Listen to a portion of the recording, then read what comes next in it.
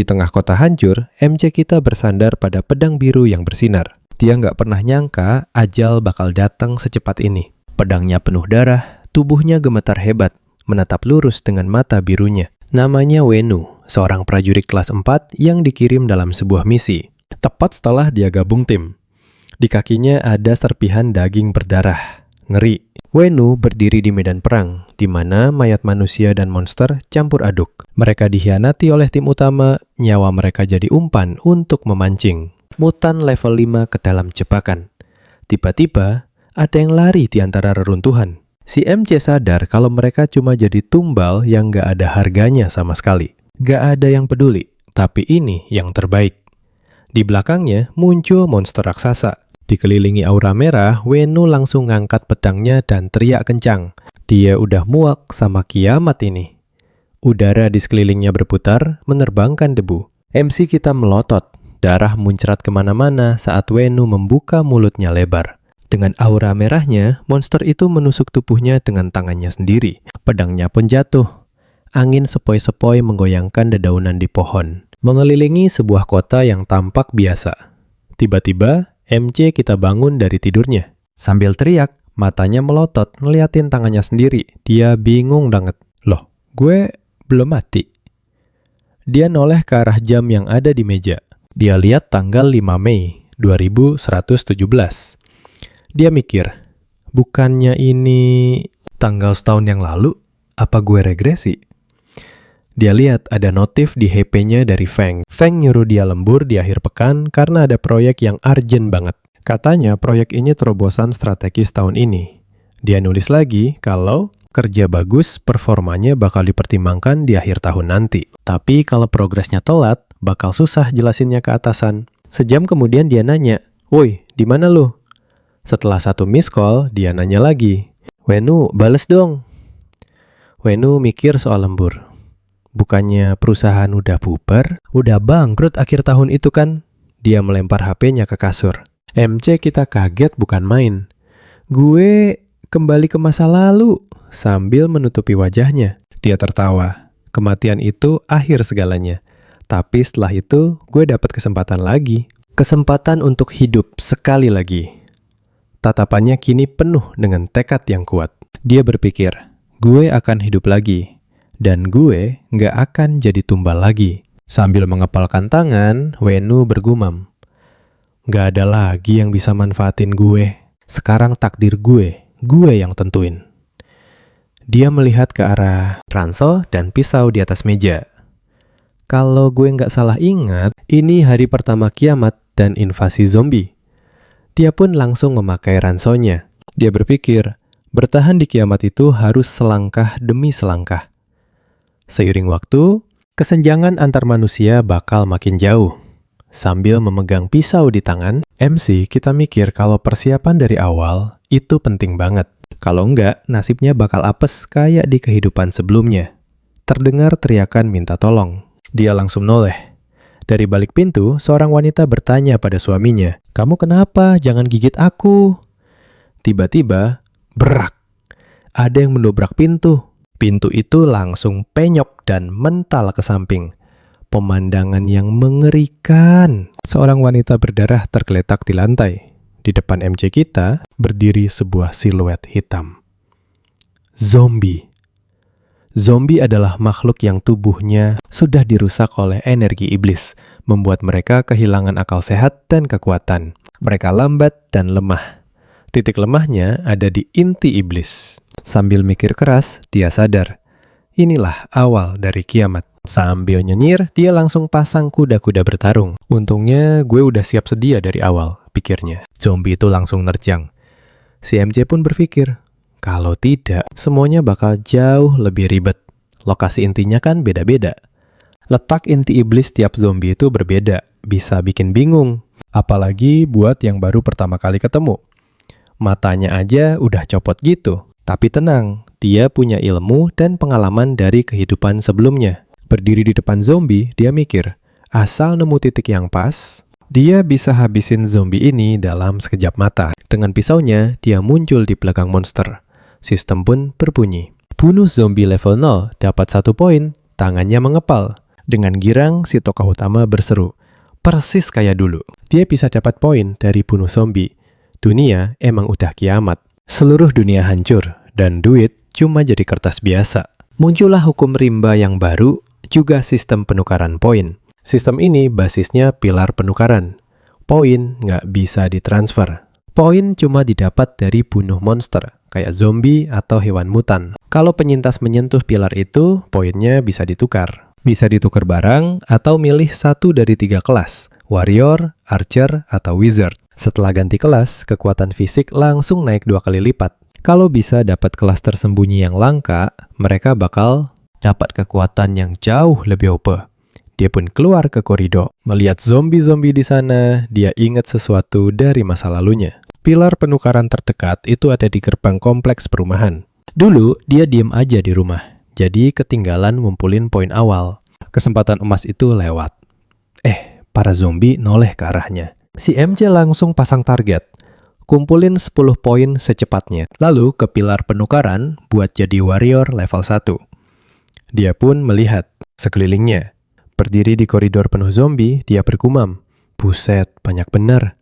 Para zombie itu langsung ngamuk dan serempak menyerang. Si MJ nekat maju ngadepin mereka. Kepala satu zombie langsung putus. Dapat 1 poin. Tiba-tiba ada zombie megang pundaknya. Pas dia noleh, zombie itu mangap. Langsung aja disikut sama dia. Sikutan maut itu nembus dadanya. Dapat 1 poin lagi, tapi tulang sikunya patah. Sial, fisik gue lemah banget, keluhnya. Dia harus cepet ganti kelas buat naikin kekuatan fisiknya. Pas dia lihat ke belakang, gerombolan zombie udah makin deket. Salah satunya lompat mau nyerang. Si MJ langsung pasang kuda-kuda. Pisaunya digenggam erat, ngeluarin jejak biru pas diayunkan. Serangan cepatnya menebas zombie di sekitarnya. Dia cabut pisaunya lagi. Zombie itu langsung ambruk. Kini dia dikelilingi mayat-mayat zombie. Sambil ngos-ngosan, dia bilang, akhirnya kekumpul juga 10 poin. Dia balik badan, menatap lorong gelap di depannya. Waktunya ganti kelas nih. Tapi kok ada hawa serem yang deketin ya? Dari lorong gelap, kerasa banget ada aura jahat. Sosok mirip hewan muncul. MJ kita langsung keringet dingin. Mata si monster nyala. Ternyata anjing hitam gede banget. Ototnya kekar, punggungnya tulang doang. Nanya, ini anjing tetangga. Apa dia mutasi juga? Si monster langsung lirik dia. Dengan satu matanya, dia ngegonggong serem banget. Mulutnya kebuka, giginya tajem-tajem. MJ kita mikir, wah gawat nih. Nggak bisa ngelawan sebelum ganti kelas. Dia pun mulai kabur. Pokoknya lari dulu, nggak mungkin dilawan langsung cuy. Sambil lari, Wu ngintip ke belakang. Mulut monsternya kebuka lebar. Energi gelap keluar. Monster itu loncat nyerang. MJ kita ngelak. Sial, pikirnya. Si monster berhasil ngegigit kakinya. Kakinya digigit terus dilempar. Mental nembus kaca. Punggungnya pecahin kaca, darah muncrat, dia teriak kesakitan. Jatuh. Si monster udah di depannya sambil nyeringai serem. Sambil ngambil pecahan kaca, dia sadar. Kayaknya monster itu udah ngunci target ke dia. Si anjing buka mulut lagi. Mikir, gue nggak bakal mati gitu aja. Monster itu lompat, tapi malah mendarat di belakangnya. Kita kaget dong. Dia bingung. Loh, kok nggak nyerang gue? Ngeliat muka si monster, dia makin bingung. Terus mau ngapain dia? Monster itu malah mondar-mandir. Mikir, jangan-jangan dia ngelarang deketin toko itu. Mata Wu langsung melotot. Di belakang monster ada portal. Ini kan tanah harta karun. Tanah harta karun, langka banget. Dulu nggak ada yang tahu gimana portal ini muncul dan hilang. Polanya super acak. Tapi satu hal yang pasti, kalau ada yang bisa masuk, dia bisa dapat harta yang jauh lebih gigih dari pilar biasa. Makin cepat masuk, makin mantep harta yang didapat. Siapa cepat, dia dapat harta paling berharga. Mikir, pantesan.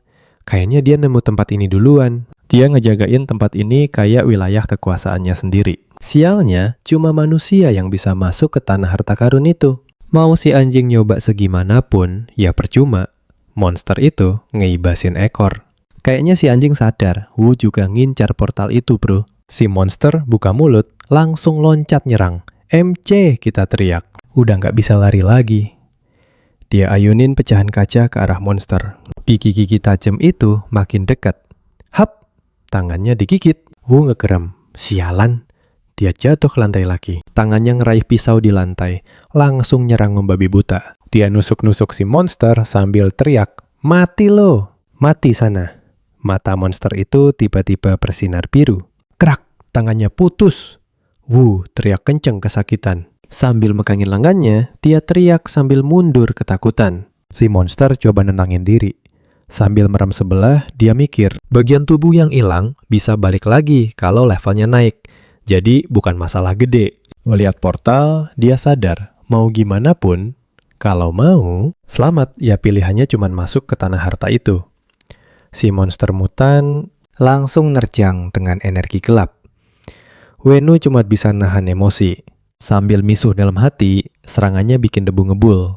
Tapi si tokoh utama kita berhasil loncat maju, tangannya berusaha ngegapai portal. Dikit lagi, teriaknya dalam hati. Si monster udah ngejar aja dari belakang. Giginya langsung nancep di kakinya. Dan si Emceng lompat ke So. Sambil nahan sakit, dia ngangkat pisaunya dan teriak.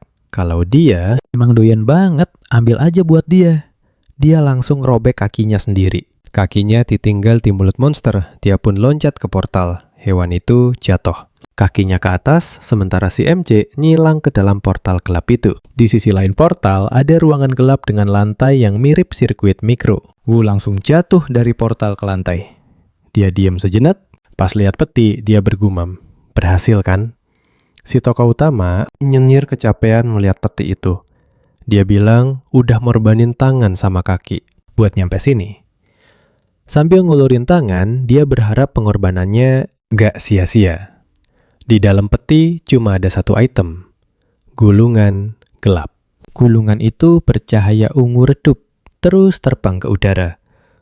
Kaget. Gulungan hidden class, serunya takjub. Sambil senyum lebar, dia mikir perjudiannya sepadan. Walaupun nggak semua hidden class itu lebih bagus, dari kelas biasa, skill dasarnya udah pasti jauh lebih mantap. Dia pun menyentuh gulungan itu. Si tokoh utama langsung nutupin matanya dari cahaya terang. Energi itu ngumpul jadi bentuk lonjong. Energi itu lalu berubah jadi tangan, ngegantiin yang putus. Sistem ngasih selamat atas pergantian kelasnya jadi Soul Master. Ngeliatin tangannya, Wu mikir levelnya naik dan semua lukanya sembuh. Berkat ganti kelas. Dia bahkan dapat skill atau talenta baru. Sambil lihat ke depan, dia mikir semua skill level 1 dari 3 kelas utama cuma rank F. Ngeliat kotak dialog, dia jadi penasaran. Skill apa yang dia dapat sebagai Soul Master? Kotak dialognya bilang, Player, sekarang adalah Soul Master level 1. Atribut dasarmu adalah 2. Kamu dapat skill unik, Soul Realm. Skill unik tanpa rank yang nggak bisa dilupain atau ditukar. Si MC ngelus dagunya sambil mikir, Soul Realm, tempat untuk arwah summonmu. Tiap Soul Master naik level, Soul Realm baru bakal kebuka. Ganti kelasmu sukses, dan kamu otomatis dapat Destined Soul Pet milik Soul Master yang ngisi Soul Realm pertama. Atribut Destined Soul Beast sekarang 2. Skill 1, Soul Attack rank S tipe pasif. Tiap kali Soul Master nyerang, serangannya juga bakal ngasih damage ke jiwa target. Damage-nya ditentuin dari selisih atribut lawan dan pengguna. Kalau atribut lawan 10 kali lipat lebih gede, efeknya bakal 0. Si arwah monster terbang masuk ke kepala MC. Skill 2, Soul Pet's Blessing tanpa rank. Destined Soul Beast bisa menyatu dengan Soul Master. Atribut dasarnya bakal nyatu ke Soul Master, dan si Master ini bakal bisa dapetin skill Soul Beast-nya. Tapi Soul Beast-nya nggak bisa dibalikin ke Soul Realm, dan yang di sana nggak bisa dipanggil. Tiap Soul Pet yang nempatin Soul Realm bakal ngasih si Soul Master skill tambahan sesuai kekuatannya. Sambil mikir, si karakter utama merem, terus aktifin mode Soul Beast Fusion. Statusnya langsung muncul di layar. Sambil nyengir, dia bilang ini, keren banget. Setelah gabung, atributnya jadi jauh lebih oke dari semua kelas lain. Katanya, dengan ini dia bisa gampang ngalahin musuh selevel. Ini hidden class paling OP yang pernah dia lihat. Sambil jalan, si Wu bilang kalau anjing di luar itu sekarang bukan lagi ancaman buatnya. Pas deketin portal, dia ngomong, "Kira-kira gue bisa sejago apa ya nanti?" Sambil senyum penuh semangat. Wah, jadi gak sabar. Seekor monster mutan jalan deket portal. Tiba-tiba, portal kebuka dan si MJ muncul. Dari situ sambil nyengir lebar. Si monster siap tempur, nunjukin taringnya. Wu bilang, "Wih, makasih ya, gue jadi nemu harta karun ini. Gimana cara gue balas budi nih?" Si monster noleh, dan si MC bilang, "Gue kirim ke neraka jalur ekspres." Monster itu langsung ngamuk. Nerjang si MC, tapi Wu ngeles ke samping, terus nendang rusuknya. Dia lompat mundur, matanya melotot. Kaget. Gila, kuat banget. Monster itu balik badan. Ke arahnya, mereka hadap-hadapan. Si MC mikir, kayaknya jadi 2 kali lebih kuat aja gak cukup. Dia nanya, kalau gini gak bisa. Gimana kalau pakai wujud tempur? Energi ungu langsung nyelimutin dia. Si monster neror, serem, terus nyerang. Nyengir sambil ngumpat. Dia nendang muka si monster, lalu aktifin. Skill pertamanya, Soul Strike. Mulut monster itu kebuka lebar, penuh energi gelap. Pusaran energi ungu ngelilingin dia. Gak lama, si monster terkapar di genangan darahnya sendiri. Si MC bilang, skill pertama aja udah. Rank S, inilah kekuatan Soul Master. Monsternya masih ngegeram sambil tiduran. Pas Wu lihat, dia ngerasa ada yang aneh. Kok kayaknya belum mati? Monster itu mulai coba berdiri lagi. Muncul tulisan pertumbuhan. Taring monsternya jadi makin panjang. Skill Awakening Life Battle Rank S. Penggunanya jadi nggak gampang ngerasa sakit. Makin parah lukanya, kekuatan fisiknya bakal naik terus, tanpa batas. Listrik langsung nyelimutin monster itu. Si MC kaget. Wah, monster ini punya skill rank S juga. Monster mutan level 1 dan Soul Master level 1 saling berhadapan. Mikir, walau sama-sama level 1, skill monster itu gak ada batasnya. Sambil lompat mundur, dia bilang, gak bakal menang. Gue harus kabur. Si monster ngejar sambil ngeror. Si MC langsung ngibrit. Dia lari ke pintu keluar toko, terus megang pintunya pakai tangan. Pintu besinya langsung copot. Dia lempar ke lantai pas lompat keluar ke jalan. Monster mutan itu ketiban pintu besi. Terdengar lolongannya. MC kita berbalik dengan muka masam, katanya monster ini ngeri banget. Makin disakitin, dia malah makin kuat. Dengan kemampuan kayak gitu, hampir mustahil buat dikalahin. Dia heran, kenapa di kehidupan lamanya dia nggak pernah dengar soal ini. Tapi, bodo amat lah, pikirnya. Ada urusan yang lebih penting. Sambil lari, dia kepikiran sesuatu. Dia ingat di hari ketiga kiamat, sebuah portal gede menuju tanah harta muncul di Taman Changbing. Di dalam portal itu ada item langka, skill buku hitam, giok pelindung rank F, dan banyak lagi. Wajahnya jadi serius. Dia mikir, udah hidup lagi, gue nggak boleh sia-siain kesempatan ini. Tapi, tanah harta segede itu pasti bahaya banget. Jadi, dia harus ngambil beberapa barang dari pilar penukaran dulu. Tiba-tiba matanya melotot. Dia langsung berhenti lari. Kita ngeliat ke bawah dengan kaget. Di bawah sana ada lautan mayat hidup.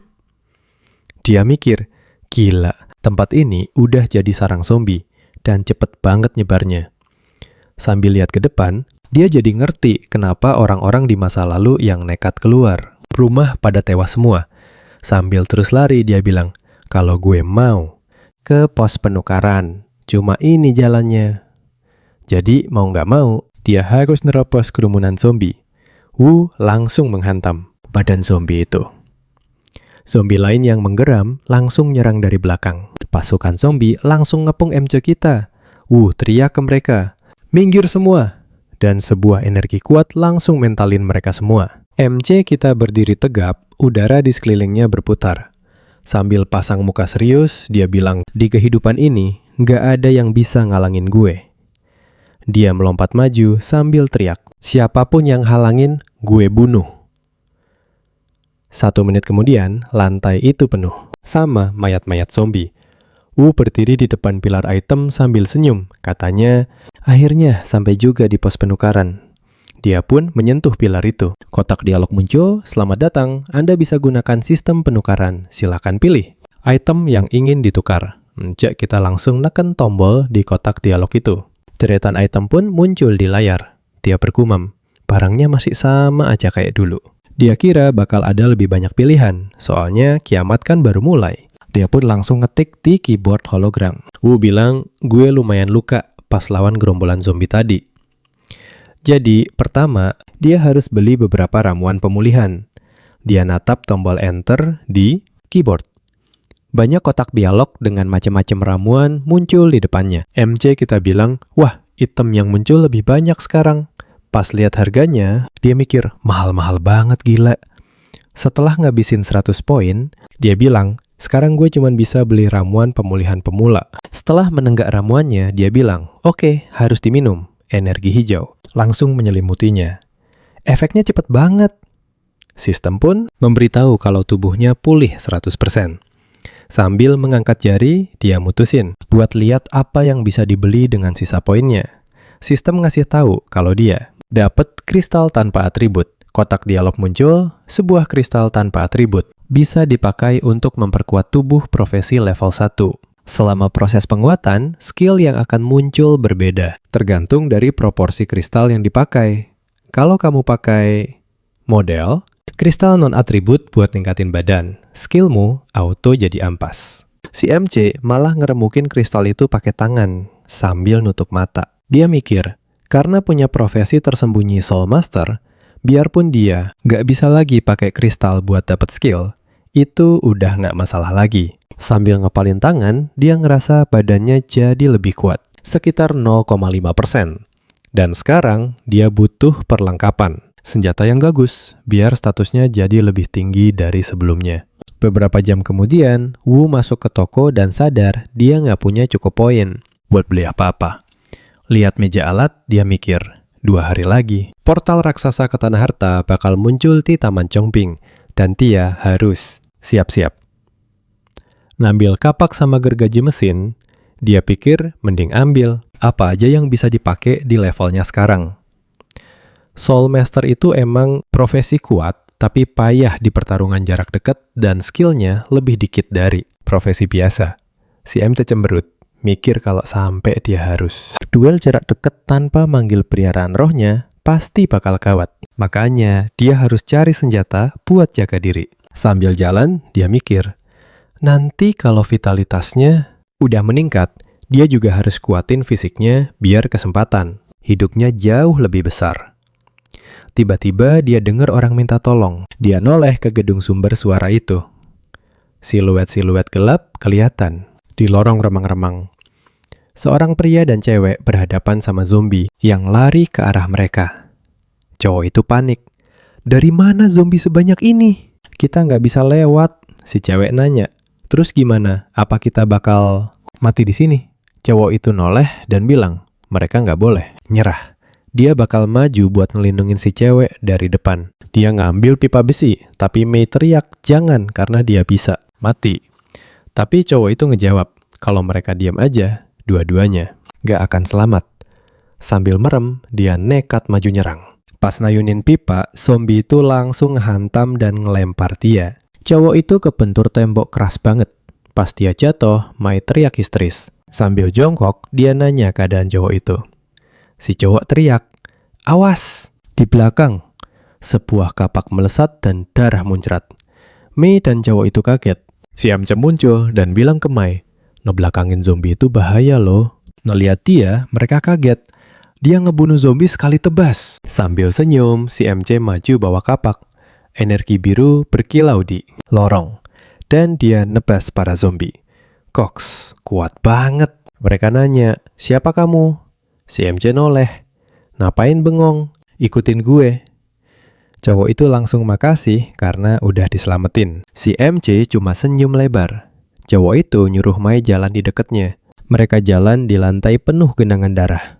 Mata mereka melotot kaget lagi. Si MC nepes kepala zombie pakai gergaji mesin, terus ngebelah satu lagi. Dia loncat ke gerombolan zombie, terus noleh ke mereka berdua, dan bilang di luar lumayan aman. Jadi mereka bisa santai dulu. Cowok itu ngucapin makasih lagi. Sambil ngibasin gergajinya, si MC bilang, "Nggak usah makasih, lain kali lebih hati-hati aja." Cowok itu pun nanya. Ditanya mau kemana, si karakter utama bilang mau cari barang bagus. Equipment sama senjata, biar nggak cupu di depan kerumunan zombie. Cewek itu nyeletuk, dia tahu satu tempat yang banyak senjatanya. Pas ditanya di mana, mereka jawab, di kantor polisi Jalan Sanggu. Katanya sih, sekarang ini seluruh kantor polisi itu lagi dikepung sama zombie, dan mereka baru aja berhasil kabur dari sana. Si MJ kita cuma bilang makasih, terus ngomong mau ngecek, dan langsung ngilang gitu aja. Cowok itu kaget, seriusan, dia nekat ke sana. Ceweknya bilang dia kelihatan kuat, dan dia yakin si MC bisa ngatasin itu. Sambil lari di jalan tol, dia mikir, kantor polisi yang mereka sebutin tadi pasti udah deket. Tiba-tiba, dia berhenti, matanya melotot. Sebuah ledakan dahsyat melempar beberapa mayat. Mata para tikus itu merah menyala. Tikus-tikus raksasa lagi makanin orang. Dia mikir, ini sebenarnya ada apaan? Sambil ngintip, dia heran kenapa ada banyak banget monster mutan di sana. Sambil mikir keras, dia yakin pasti ada sesuatu yang terjadi di dalam kantor polisi itu. Dia pun manjat tiang. Wu sadar, dia nggak mungkin bisa nerobos langsung, jadi lebih baik dia naik dulu buat mantau situasi. Dia pun lompat dari tiang ke atas, atap gedung. Pas noleh, dia langsung melongo kaget. Para zombie lagi hadap-hadapan sama tikus mutan di antara mobil-mobil rongsok. Pasukan zombie lagi tawuran sama pasukan tikus.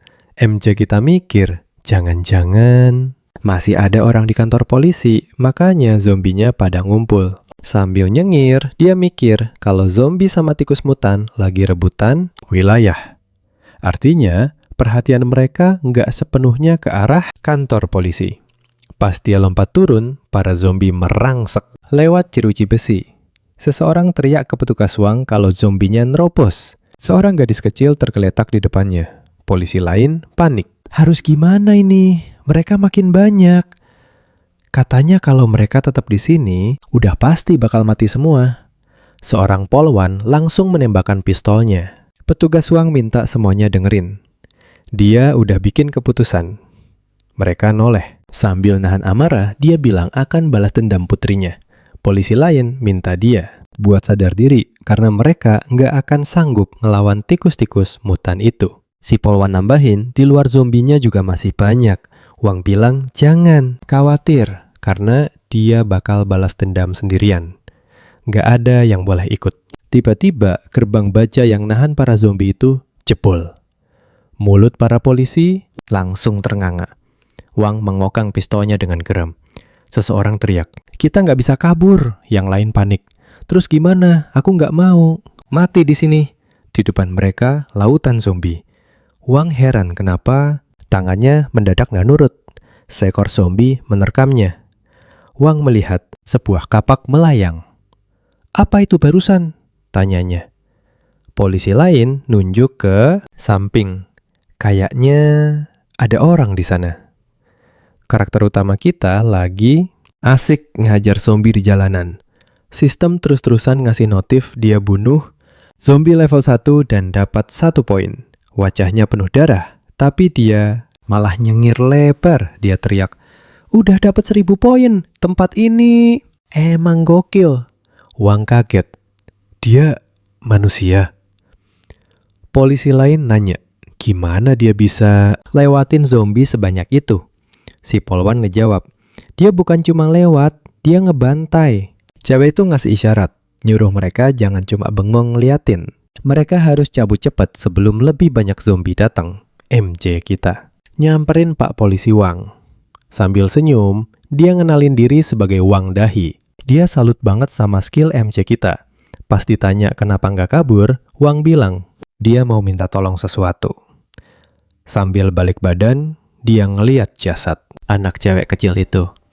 Dia pun duduk di sampingnya, di lantai. Dia cerita putrinya dibunuh tikus mutan, jadi dia harap MJ mau bantu balasin dendamnya.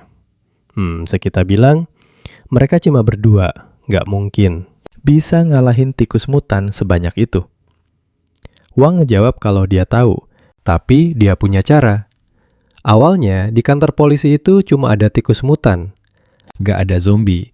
Dia sengaja mancing para zombie ke sana. Rencananya biar mereka saling berantem. Sambil ngerutin dahi, Wang bilang kalau tikus-tikus itu malah nggak mati, justru jadi lebih kuat. Dia sempat putus asa, tapi kemunculan si MC ngasih dia ide baru. Sambil natap si MC, dia bilang, punya bom berdaya ledak tinggi. Kalau diledakin, ini bisa ngebunuh sebagian besar tikus mutan. Rencananya, dia yang bakal mancing semua tikus ke arahnya. Terus, dia ledakin bom dan mati bareng mereka. MC kita cuma perlu habisin sisanya yang selamat. Wenu kaget. Lo gila ya? Bulan sabit muncul di atas kota yang gelap gulita. Tikus-tikus mutan berkeliaran di jalanan penuh darah. Wang nanya apa MC setuju sama rencananya. Dia bilang bakal ledakin bom secepat mungkin. Kalau si MC nggak lihat ada ledakan, jangan dipikirin, langsung pergi aja. MC kita nanya, kenapa dia mau ngelakuin itu? Wang bilang, karena yang ngebunuh putrinya adalah pemimpin para tikus. Semua tikus di luar itu cuma anak buahnya. Seekor tikus mutan mengangkat moncongnya. Wang minta MC buat bukain jalan untuknya. Dia lari ke arah kerumunan tikus sambil bawa bahan peledak. Seekor tikus nyerang dengan mulut terbuka lebar. Wu langsung lompat ke depan dan nebas kepala tikus itu.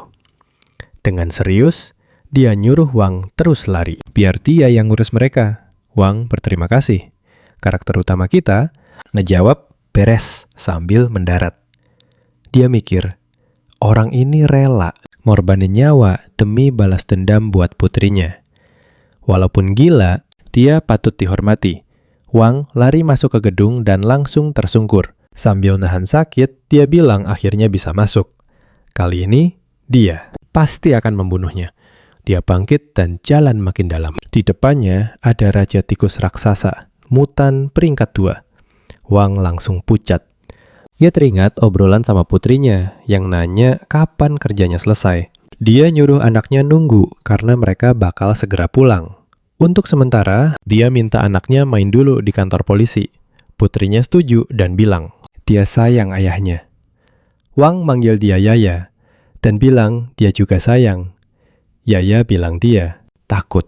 Dia nanya, kenapa orang-orang itu gedor-gedor pintu? Monster itu langsung nerekam Yaya. Sambil ngulurin tangan, Yaya bilang kalau dia takut banget. Wang cuma bisa teriak, jangan! Sambil menggapai. MC kita udah di atap gedung. Dia sadar belum ada ledakan sama sekali.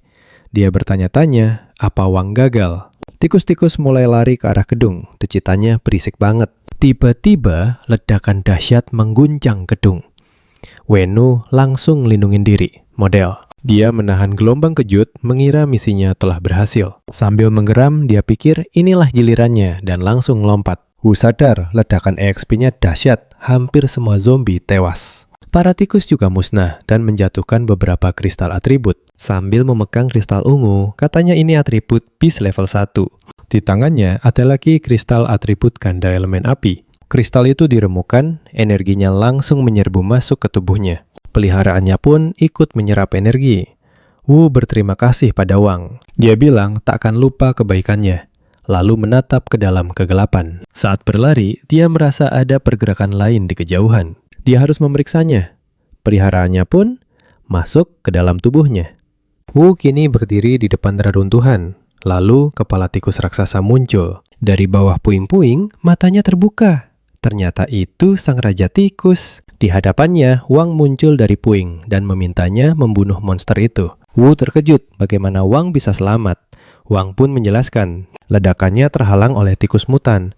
Karena itulah dia selamat. Dia memohon untuk membunuh makhluk itu yang telah membunuh putrinya. Sambil nyengir, Wu bilang, tenang saja. Karena tikus itu terluka parah. Raja tikus itu meraung. Sebuah serangan kuat melempar Wu ke samping. Debu pun berterbangan. Kotak dialog muncul. Skill pertama, Soul Strike. Mata Wu bersinar biru, dia bilang waktu si tikus habis. Laser putih melesat dari matanya. Raja tikus terkapar berasap. Mendekati monster itu, Wu mengambil kapak dan mengangkatnya tinggi. Tiba-tiba, mata Raja Tikus menyala merah. Sistem memberitahu Wu bahwa dia membunuh tikus mutan level 2 dan dapat 153 poin. Wang bangkit berdiri, menatap kepala monster yang terpenggal itu. Dia berkata pada putrinya, kalau monster itu sekarang sudah mati. Wu menatapnya sambil tersenyum. Wang pun berlutut dan berkata, dia tidak tahu cara berterima kasih. Wu tersenyum, bilang, tak usah. Sambil berkata begitu, dia melempar 3 kristal yang ditangkap Wang. Wu bilang, Wang pantas mendapatkannya. Dia sudah ambil setengah untuknya. Jadi mereka impas. Karena Wang selamat, kristal itu akan berguna. Wang menatapnya tak percaya. Saat pergi, Wu menyuruhnya lebih hati-hati. Wang pun bertanya kemana tujuan Wu selanjutnya. Sambil berbalik, Wu menjawab akan pergi ke Taman Zhongbing. Taman itu terbakar hebat dan dipenuhi zombie. Pasukan zombie berjalan melintasi taman itu. Gumpalan asap membubung ke langit. Wu melihat kotak dialognya. Di sana tertulis statusnya. Levelnya sudah di puncak level 1, dan poinnya lebih dari 1000. Dengan statusnya saat ini, dia yakin bisa masuk ke Tanah Harta Karun dengan mudah. Sambil menunduk, dia ingat di kehidupan lalu, sebuah portal terbuka ke Tanah Harta Karun di tengah malam.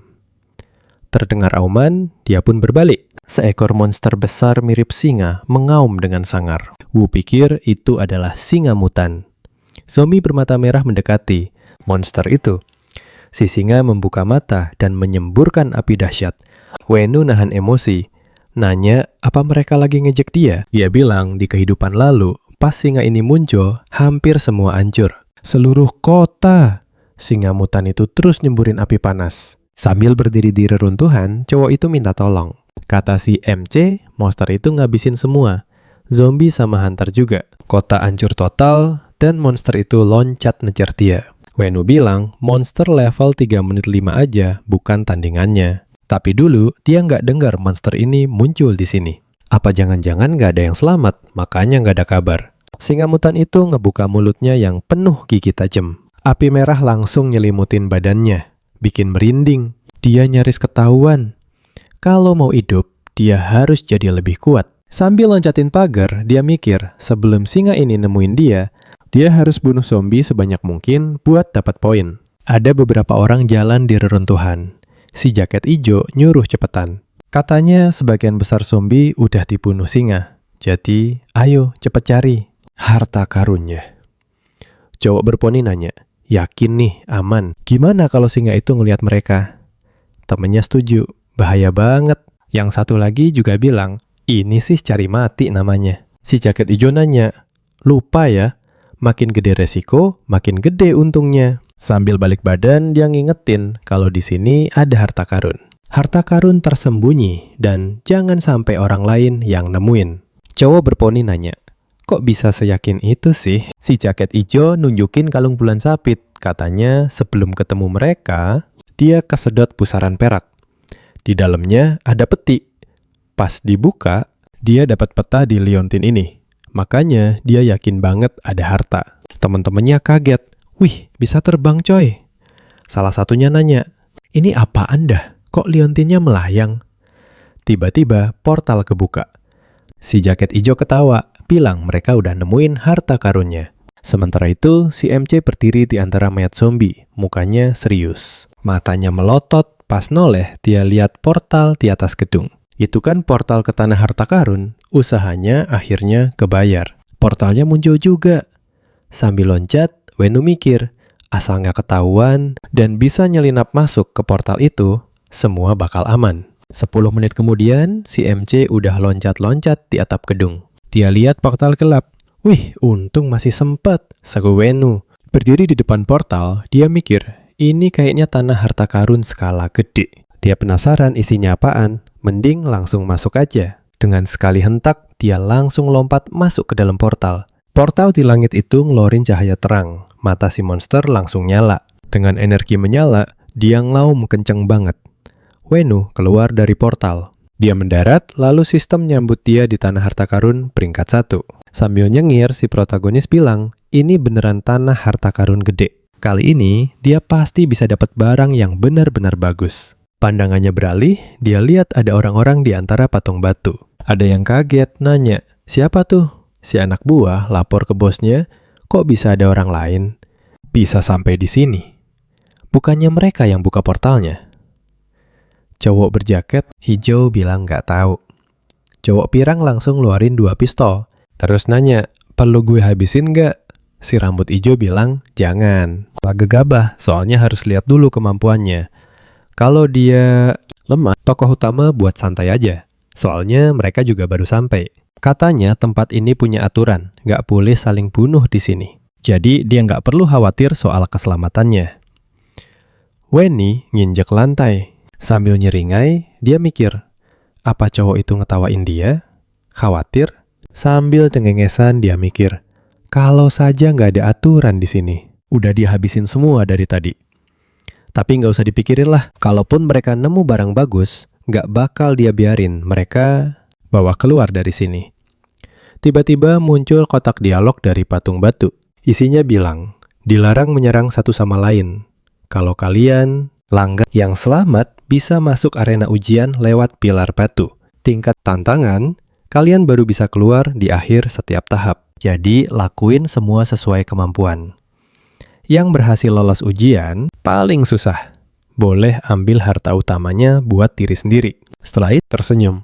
Menarik juga. Cowok itu nepuk patungnya. Dia bilang mereka duluan, jadi dia yang mulai. Cahaya langsung menyelimutinya. Dia pun zombie muncul di arena. Kotak dialog muncul, tahap 1. Zombie biasa. Weni mikir, berdasar info dari kehidupan lalunya, tiap tanah harta punya jenisnya sendiri. Tipe damai itu yang paling gampang dengan hadiah biasa, tapi paling aman. Tipe neraka level menengah, dengan dan bahaya.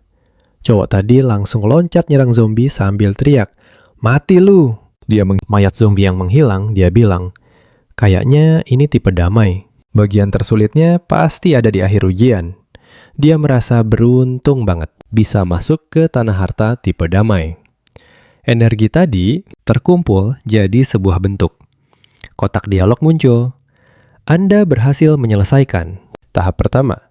Hadiahmu adalah pedang baja FR. Mau lanjut? Sambil ngambil pedangnya, cowok itu bilang, ya. 3 zombie muncul di sekitarnya. Mereka langsung menyerbu. Sambil mengayunkan pedang, dia habisin semua zombie. Sistem laporin dia lolos tahap 2. Sambil nyengir, si cowok bilang, ternyata gampang banget dapat hadiah. Kotak dialog muncul lagi. Hadiahmu, baju zirah kain FGRA. Mau lanjut? Cowok itu bilang, ya. Cowok berjaket hijau bilang, mereka nggak datang sia-sia. Yang berponi nyemangatin dia. Tokoh utama natap dia dan nanya, lo mutusin lanjut? Sadar kan kalau makin jauh makin susah. Monster raksasa nongol di belakang cowok itu. Dia langsung jongkok, 2 pisaunya nancep di tanah sambil natap ke depan. Zombie level 4, teriaknya kaget. Tiba-tiba, boom, ada ledakan. Di arena, zombie itu langsung nyerbu. Si cowok panik. Gila, kekuatannya berkali-kali lipat. Si zombie langsung mencekik dan membantingnya. Tubuhnya menghantam lantai sampai retak. Dia menggeram kesakitan. Cowok itu mikir, gue nggak bakal kuat. Satu-satunya jalan cuma nyerah. Dia pun bilang, gue nyerah. Monster itu langsung hancur jadi piksel. Sistem bilang tesnya gagal. Si cowok malah ngejek. Gampang kan? MC kita cuma bisa merem. Syok berat. Cowok berjaket hijau lalu deketin dia. Sekarang giliran lu, katanya. Kita nonton dari sini, boleh dong? Dia ketawa. Wenu berubah jadi piksel sambil bilang, terserah kalian. Gue nggak peduli. Cowok itu nyeletuk. Nih orang sok kuat banget ya. Temennya nimpalin. Iya bener, ntar kalau udah keluar dari sini, gue hajar dia bos. Si jaket hijau langsung nahan mereka. Jangan ngomong aneh-aneh, kayaknya dia lumayan kuat, katanya. Kita lihat dulu aja aksinya. Kalau ternyata dia cupu, baru kita habisin di pintu keluar. MC kita pun maju menebas. Notif sistem muncul. Anda berhasil menyelesaikan stage 1. Hadiah, pedang baja grade F. Lanjut. Wenwu langsung ambil pedangnya. Sambil senyum, dia lanjut. Dengan aura baru, dia langsung membantai 3 zombie sekaligus. Notif sistem, Anda berhasil lewati stage 2. Hadiah, sirah kain grade F. Mau lanjut? MC kita jawab, iya, sambil nyengir lebar. Muncullah zombie raksasa. Monster itu langsung nerjang buat nyerang. Wenwu gesit menghindar ke samping. Cowok berponi mikir, pasti dia kalah. Wenwu mengangkat pedangnya. Dengan aura biru, dia mikir, zombie level 4 ya. Dia pun menebas. Diiringi kilat biru, dia nyengir. Ini sih cuma pemanasan. Notif sistem muncul, Anda berhasil menyelesaikan stage 3. Hadiah, 1 potion pemulihan rank pemula. Cowok jaket hijau melongo. Buset, gampang banget dibunuhnya. Cowok berponi juga heran. Gerakannya jauh lebih cepat dari Tao. Gue belum pernah lihat orang seunik ini. Cowok berponi satunya bingung. Ini ada apaan? Si pirang senyum kaku. Dia nanya canggung. Kita beneran harus bunuh dia? Wenwu dengan senyum sangar beraura biru bilang. Mulai stage berikutnya, beberapa zombie langsung nyerbu dari berbagai arah. Wenwu mengernyit. 1 zombie nonjok, tapi kita lompat ke udara. Sambil senyum dia mikir, stat gue udah 20 sekarang. Zombie level 4 mah enteng. Notif sistem muncul. Anda telah berhasil menyelesaikan stage 4. Hadiah, 2 kristal rank 1. Lanjut. Dia pun ngelewatin 3 stage lagi dan dapat potion pemulihan rank menengah, giok pelindung grade F, dan gulungan teleportasi. Kita megang pedang yang diselimuti aura biru. Notif sistem muncul, Anda berhasil menyelesaikan stage 8. Hadiah, cincin spasial grade F. Lanjut. Tiba-tiba saja, di depan Wenwu ada beberapa item keren. Giok pelindung tingkat F sampai G barang habis pakai. Bisa nahan 100 serangan monster level 1 dan 10 serangan dari level 2. Bahkan 1 serangan dari monster level 3. Lalu ada gulungan spasial. Item sekali pakai yang bisa mindahin kita kemana aja dalam jarak dekat. Plus cincin ruang rank F buat nyimpen barang. Sambil nyengir, karakter utama bilang, hadiah di stage akhir ini lumayan juga ya. Cowok berjaket hijau itu cuma bisa melongo. Ini orang apa dewa sih? Sakti bener. Wenwu meraih itemnya sambil senyum. Buat profesi level 1, artefak begini berguna banget. Hadiah yang mantap jiwa. Sistem pun mengumumkan dimulainya tes ke-9. Karakter utama kaget. Loh, kok sistemnya nggak nanya mau lanjut apa nggak? Tiba-tiba, gerbang raksasa muncul di depannya. Penuh tulisan ungu aneh. Wenwu heran kenapa kelihatannya mirip gerbang ke dunia iblis. Dia yakin ini emang gerbang dunia iblis. Tapi dibanding pengalamannya di kehidupan lalu, yang ini ukurannya jauh lebih kecil. Kenapa muncul di sini? Tiba-tiba ada suara di kepalanya. Apa yang kamu tahu tentang gerbang dunia iblis? Di mana kamu pernah melihatnya? Karakter utama langsung noleh. Siapa tuh yang ngomong? Suara itu menjawab, gak usah nyari, aku penjaga tempat ini, jadi kamu gak bisa lihat aku. Wenwu mengernyit. Di kehidupanku yang dulu, kok gak ada yang beginian ya? Tempat ini aneh banget, kayaknya cuma gue yang bisa dengar suara ini. Suara itu nyeletuk. Kamu ini orang yang cukup menarik juga ya, karena kamu tahu ini gerbang dunia iblis. Pasti kamu udah ngerti kan apa ujian terakhirnya? Suara itu bertanya. Biar ku beritahu, ada monster gede yang disegel di balik pintu itu. Keringat dingin mulai membasahi wajah protagonis. Terdengar auman keras dan sebuah cakar muncul dari gerbang. Suara itu bilang, melihat performamu, kesempatanmu cuma 10%. Buat lolos dari stage terakhir. Wenwu melotot. Bercanda ya? Cuma 10%. Suara itu membalas. Kalau monster ini aja nggak bisa kamu kalahin, gimana mau dapetin hartanya? Semoga beruntung, bunuh atau dibunuh. Mata karakter utama terbelalak ngeri. Di hadapannya ada monster raksasa dengan tanduk super besar di kepalanya. Melihat wajah monster itu, Wenwu bergumam.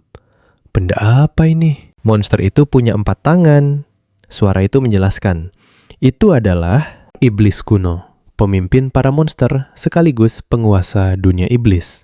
Aku kasih petunjuk deh. Walaupun dia iblis kuno rank 1, statusnya nggak lebih dari 20 poin. Dan dia punya skill rank SS, hancurkan. Kalau skill itu aktif, dalam 10 detik, apapun yang disentuhnya bakal hancur lebur. Skill itu mengabaikan semua artefak dan pelindung. Monster itu mengangkat tinjunya, dan suara itu lanjut. Aku udah ngasih tahu kebanyakan nih. Karakter utama menatap tajam, dan suara itu memperingatkan. Siap-siap, dia nyerang. Monster itu lompat tinggi, diselimuti energi merah menyala.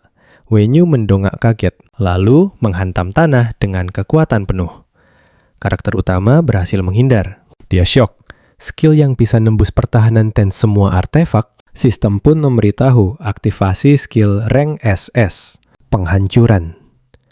Keringat Wenyu bercucuran. Kalau sampai kena sentuh, auto mati gue. Dia bilang nggak bisa ngelawan sekarang. Harus ngehindar selama 10 detik. Baru deh bisa bales.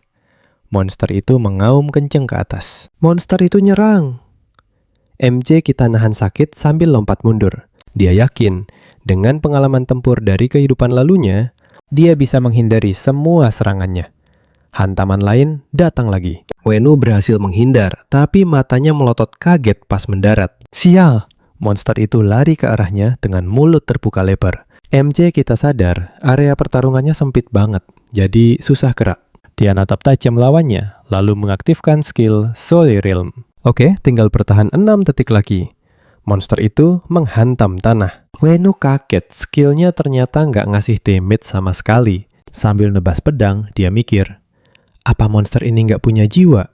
Suara misterius itu ketawa. Lupa ngasih tahu bro. Kesadaran iblis kuno itu emang sengaja dimatiin. Katanya, sisa 3 detik sebelum skillnya nonaktif. Setelah itu, cooldownnya 30 detik.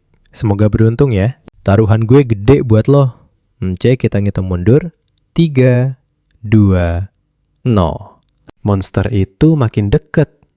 Satu pukulan telak mendarat di perutnya. Tinju berenergi merah itu bikin dia terpental. Tapi ada benda bersinar di sakunya. Cahaya hijau. Punggungnya nabrak penghalang biru. Dia berusaha seimbang. Untungnya, waktu paling bahaya udah lewat. Tapi serangan iblis ini masih kuat banget. Sambil nahan sakit, dia mikir. Giok Rank FC nahan serangan tadi, tapi tetap aja sakit. Sambil lihat batu hijaunya, MC kita mikir. Batu giok ini bisa nahan 10 serangan. Berarti masih sisa 9 lagi. Dia masukin lagi item itu ke saku. Sebuah kapak muncul di tangannya. Dia yakin iblis ini nggak bisa pakai skill spesialnya dalam waktu dekat. Dia merunduk, matanya bersinar biru. Monster itu membuka mulutnya. Tapi monster itu nonjok mukanya. Di saat yang sama, giok pelindungnya berkilau lagi. Kapaknya cuma bikin goresan kecil. MC kita sadar, pertahanan iblis kuno ini kuat banget. Tapi kalau dia serang satu titik terus, pasti bisa tembus. Kena pukul lagi di muka. Giok pelindung bersinar lagi. MC kita berdiri tegap di depannya, pedang di tangan. Mata merahnya fokus ke depan, ngeliat retakan di leher monster itu. Wu mikir, ini dia kesempatannya. Sambil mengayunkan pedang, dia teriak, mati kau. Monster itu membuka mulutnya yang penuh gigi tajam. Darah muncrat dari mulut MC kita. Dia nangkep lengan monster itu dan nebas. Monster itu tumbang bersimbah darah. Wu nutupin lukanya sendiri. Dia teriak, berhasil! Cahaya biru menyelimutinya, sebuah suara terdengar. Anggap aja penyembuhan ini hadiah tambahan. Sambil lihat lapak tangannya. MC kita sadar lukanya sembuh total. Suara itu bilang, gue nggak nyangka lu sekuat itu, bisa ngalahin iblis kuno. Pas Wu balik badan, sesosok makhluk kecil kayak bayi muncul di depannya. MC kita langsung nanya, apa dia sosok yang tadi ngobrol sama dia? Si penjaga malah nanya balik, kaget ya katanya. Ini kan wilayahnya, jadi dia bebas ngobrol sama siapa aja. Dia juga bilang santai aja, soalnya dia suka sama si MC. Pas ditanya namanya, dia pun merem. Sang penjaga memperkenalkan diri, namanya Alata, penjaga tanah harta karun ini. Nomor 195. Tapi ngikutin adat manusia, MC boleh manggil dia Kak. MC pun nanya, apa semua tanah harta punya penjaga? Tiba-tiba sebuah buku muncul di tangan Alata. Lalu dia menjawab, pertanyaan yang bagus. Tapi jawabannya enggak. Cuma tanah harta level gede aja, yang punya penjaga sendiri.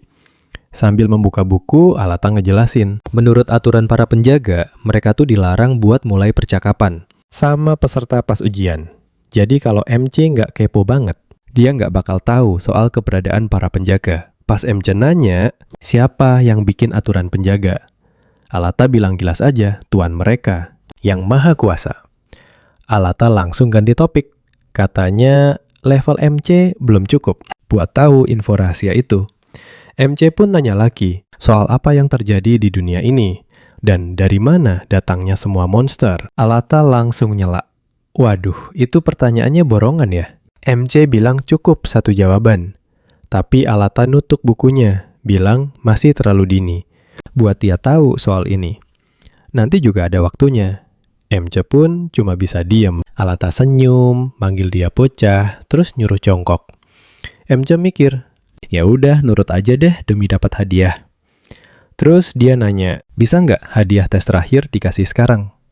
Alata naikin alisnya. Dia ngeledek, nggak sabaran banget ya.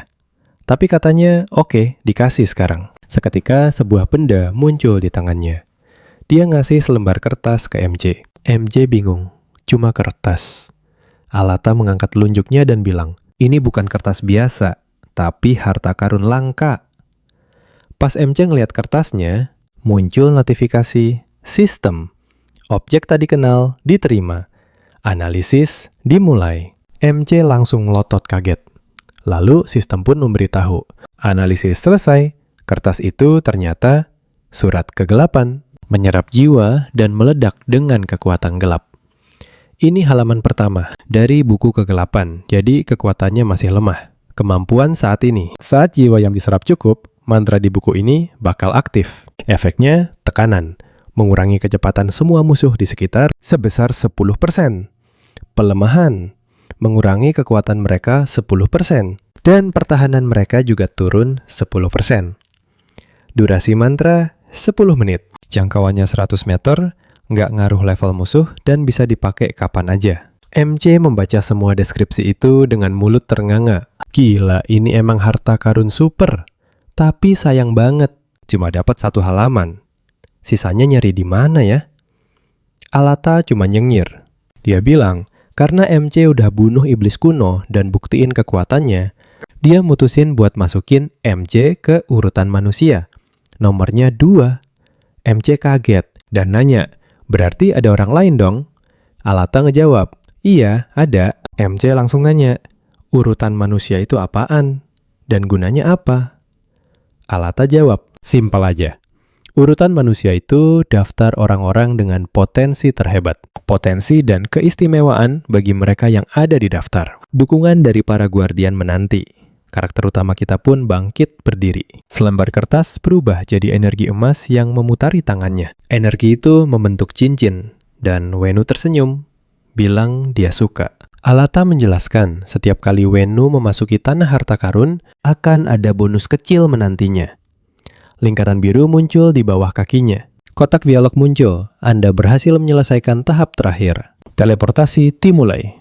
Wenu pun menghilang menjadi pixel. Sistem melaporkan teleportasi sukses dan dia muncul di depan yang lain. Sambil tersenyum, Wenu mikir, hadiah yang didapatnya sangat berguna. Meskipun kiok pelindung rank F sudah terpakai, dia masih punya gulungan teleportasi dan cincin spasial.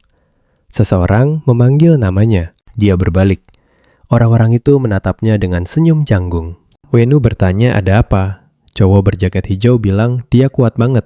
Dia tidak menyangka Wenu bisa menyelesaikan semua tahapnya sendirian. Dia menanyakan apa Wenu butuh pengikut. Wenu berpikir, awalnya mereka bersikap sangat agresif, tapi sekarang mendadak jadi ramah. Dia bertanya-tanya, apa mereka pikir dia sebodoh itu sampai tidak paham niat mereka? Cowok itu bilang mereka bisa jadi pelayannya dan akan melakukan apapun. Tanpa menoleh, Wenu bilang tidak perlu karena mereka terlalu lemah. Mereka hanya akan mengganggunya. Sambil berbalik, Wenu berpikir, kalau mereka jelas bukan ancaman, tapi akan dia urus nanti. Cowok berponi itu bertanya, apa Wenu meremehkan mereka? Dia bilang, Wenu hanya beruntung kali ini. Temannya yang lain langsung menutup mulutnya sambil tertawa canggung. Dia menyuruh Wenu jangan mendengarkan, temannya cuma asal bicara. Cowok berjaket hijau bilang mereka akan pergi lebih dulu. Wenu menyetujuinya. Portal menjulang di antara gedung-gedung. Moncong seekor anjing mutan muncul dari balik semak-semak. 4 orang melompat keluar dari portal dan jatuh tersungkur di aspal. Si bos mereka rugi besar karena semua hadiahnya diambil Wenu. Dia bertanya, kenapa tidak habisi saja Wenu saat dia keluar dari portal? Yang lain menatapnya dengan kaget, penuh keheranan. Mereka berteriak agar dia lari karena ada sesuatu di belakangnya. Monster itu membuka mulutnya lebar-lebar. Cowok itu menoleh kaget. Makhluk itu menerkam dan membantingnya ke tanah. Si poni berteriak keras. Siluet lain melompat keluar dari portal dan mendarat dengan mulus. Wenu berdiri di belakang mereka semua. Monster itu melempar korbannya ke samping. Temannya berteriak, "Lepaskan saudaraku!" Monster itu dikelilingi energi gelap. Wenu mengerutkan kening, bingung apa yang terjadi. Kenapa anjing ini ada di sini? Anjing mutan itu bergegas menyerang yang lain. Sambil mengumpat, cowok berponi mengeluarkan pedang dan bersumpah akan membunuhnya. Air liur menetes dari mulut monster itu. Energi gelap mengelilinginya, mementalkan mereka ke berbagai arah. Wenu bergumam, anjing ini nekat sekali. Tidak kusangka dia mengikutiku sampai ke sini. Mereka bakal berantem sampai salah satu mati. Monster itu langsung loncat nerjang dia. Wenu nahan sakit, darah muncrat. Si MC langsung nyabetin pedangnya yang diselimuti aura biru. Energi merah ngepung si monster. Mode ngamuknya aktif. Sambil nahan sakit, mikir, ini anjing agresif banget. Kayaknya makin diserang, makin kuat dia. Skillnya pasti punya efek penguatan. Dibalut energi ungu, dia nantang. Kita lihat aja. Siapa yang paling kuat? Pedangnya langsung nancep ke badan monster itu. Monster itu ngedorong dia balik. Punggung si MC langsung kejedot tiang kencang banget. Monster mutan itu jatuh kedebuk. Mikir. Gila nih monster. Masih bisa nyerang abis kena jurus jiwa. Kuat banget emang. Monster itu bangun lagi, natap dia. Tiba-tiba, dia malah balik badan. Dan mulai jalan pergi. Si MC kaget. Lah, kok pergi? Seriusan nih, dia kabur gitu aja. Gini doang nih harusnya. Sambil ngeliatin, dia mikir, apa jurus jiwanya ngebekas di monster itu ya? Ya udahlah, Wenu mutusin buat lupain dulu hari ini. Sambil balik badan, dia ngomong kalau tuh monster macem-macem lagi bakal dia habisin duluan. Pas mulai lari, dia mikir, tugas utamanya sekarang jadi lebih kuat dan sampai ke pilar pertukaran buat naik level. Dengar suara gedebak-gedebuk, matanya melotot. Berhenti, si MC nanya, suara apaan tuh? Dia cepat-cepat noleh. Anjing mutan tadi lari ke arahnya, sambil melet-melet. Wenu ngerasa ada yang aneh nih. Soalnya, monster itu kelihatan agak takut pas lari. Si MC langsung nahan napas. Terus, giginya gemeletuk, matanya melotot. Anjir, singa mutan api ngejar anjing itu. Singa itu nembakin api dari matanya. Api itu langsung nyamber tanah dengan keras bikin anjingnya kelempar. Terus apinya nyembur ke arah MC. Sambil ngelap muka, Wenu mikir, sialan, anjing ini bawa singa. Langsung ke gue. Keringet dingin, dia bingung mesti gimana. Sambil ngelirik, pilar biru, dia mikir cuma itu satu-satunya harapan. Si singa mutan ngeliatin anjing yang lari sama Wenu. Si MC ngulurin tangannya. Ke depan, mikir dia harus lari ke pilar pertukaran buat pindah ke level berikutnya secepat mungkin biar selamat. Dia mikir, nah boleh, ragu sedetik pun. Singa itu mangap lebar, makin deket ke arahnya. Dia ngayunin cakar apinya, tapi si MC langsung ngilang. Pilar itu dikelilingi partikel biru. Si singa ngamuk, meraung kenceng, dan dikelilingi energi merah. Dia cepat-cepat balik badan. Di depannya ada anjing mutan yang ketakutan. Si MC ngos-ngosan sambil teriak, hampir aja. Dia bilang kalau telat dikit aja, dia udah jadi santapan monster. Sambil cemberut, dia bilang dia bisa maju, terus berkat pengalaman dari kehidupan lamanya. Sambil ngepalin tangan, Wu bilang dia bisa aman di dalam pilar pertukaran, sampai ancamannya reda. Dia mikir, terus abis ini gimana? Soalnya kalau dia keluar, singa itu pasti udah nungguin di pintu keluar pilar. Dan langsung nyaplok dia. Sadar sesuatu, dia noleh ke belakang. Di depannya berdiri monster gede diselimuti energi merah. Tiba-tiba sistem ngumumin tes kenaikan level dimulai. Si MC langsung melotot kaget. Mulutnya kebuka, matanya melotot, langsung pasang kuda-kuda dan megang 2 pedang. Sambil natap monster bertaring panjang, dia nyeletuk. Buset, kelinci ompong. Tiba-tiba muncul notif. Karena penantangnya manusia, batas waktu ujian ini cuma 5 menit.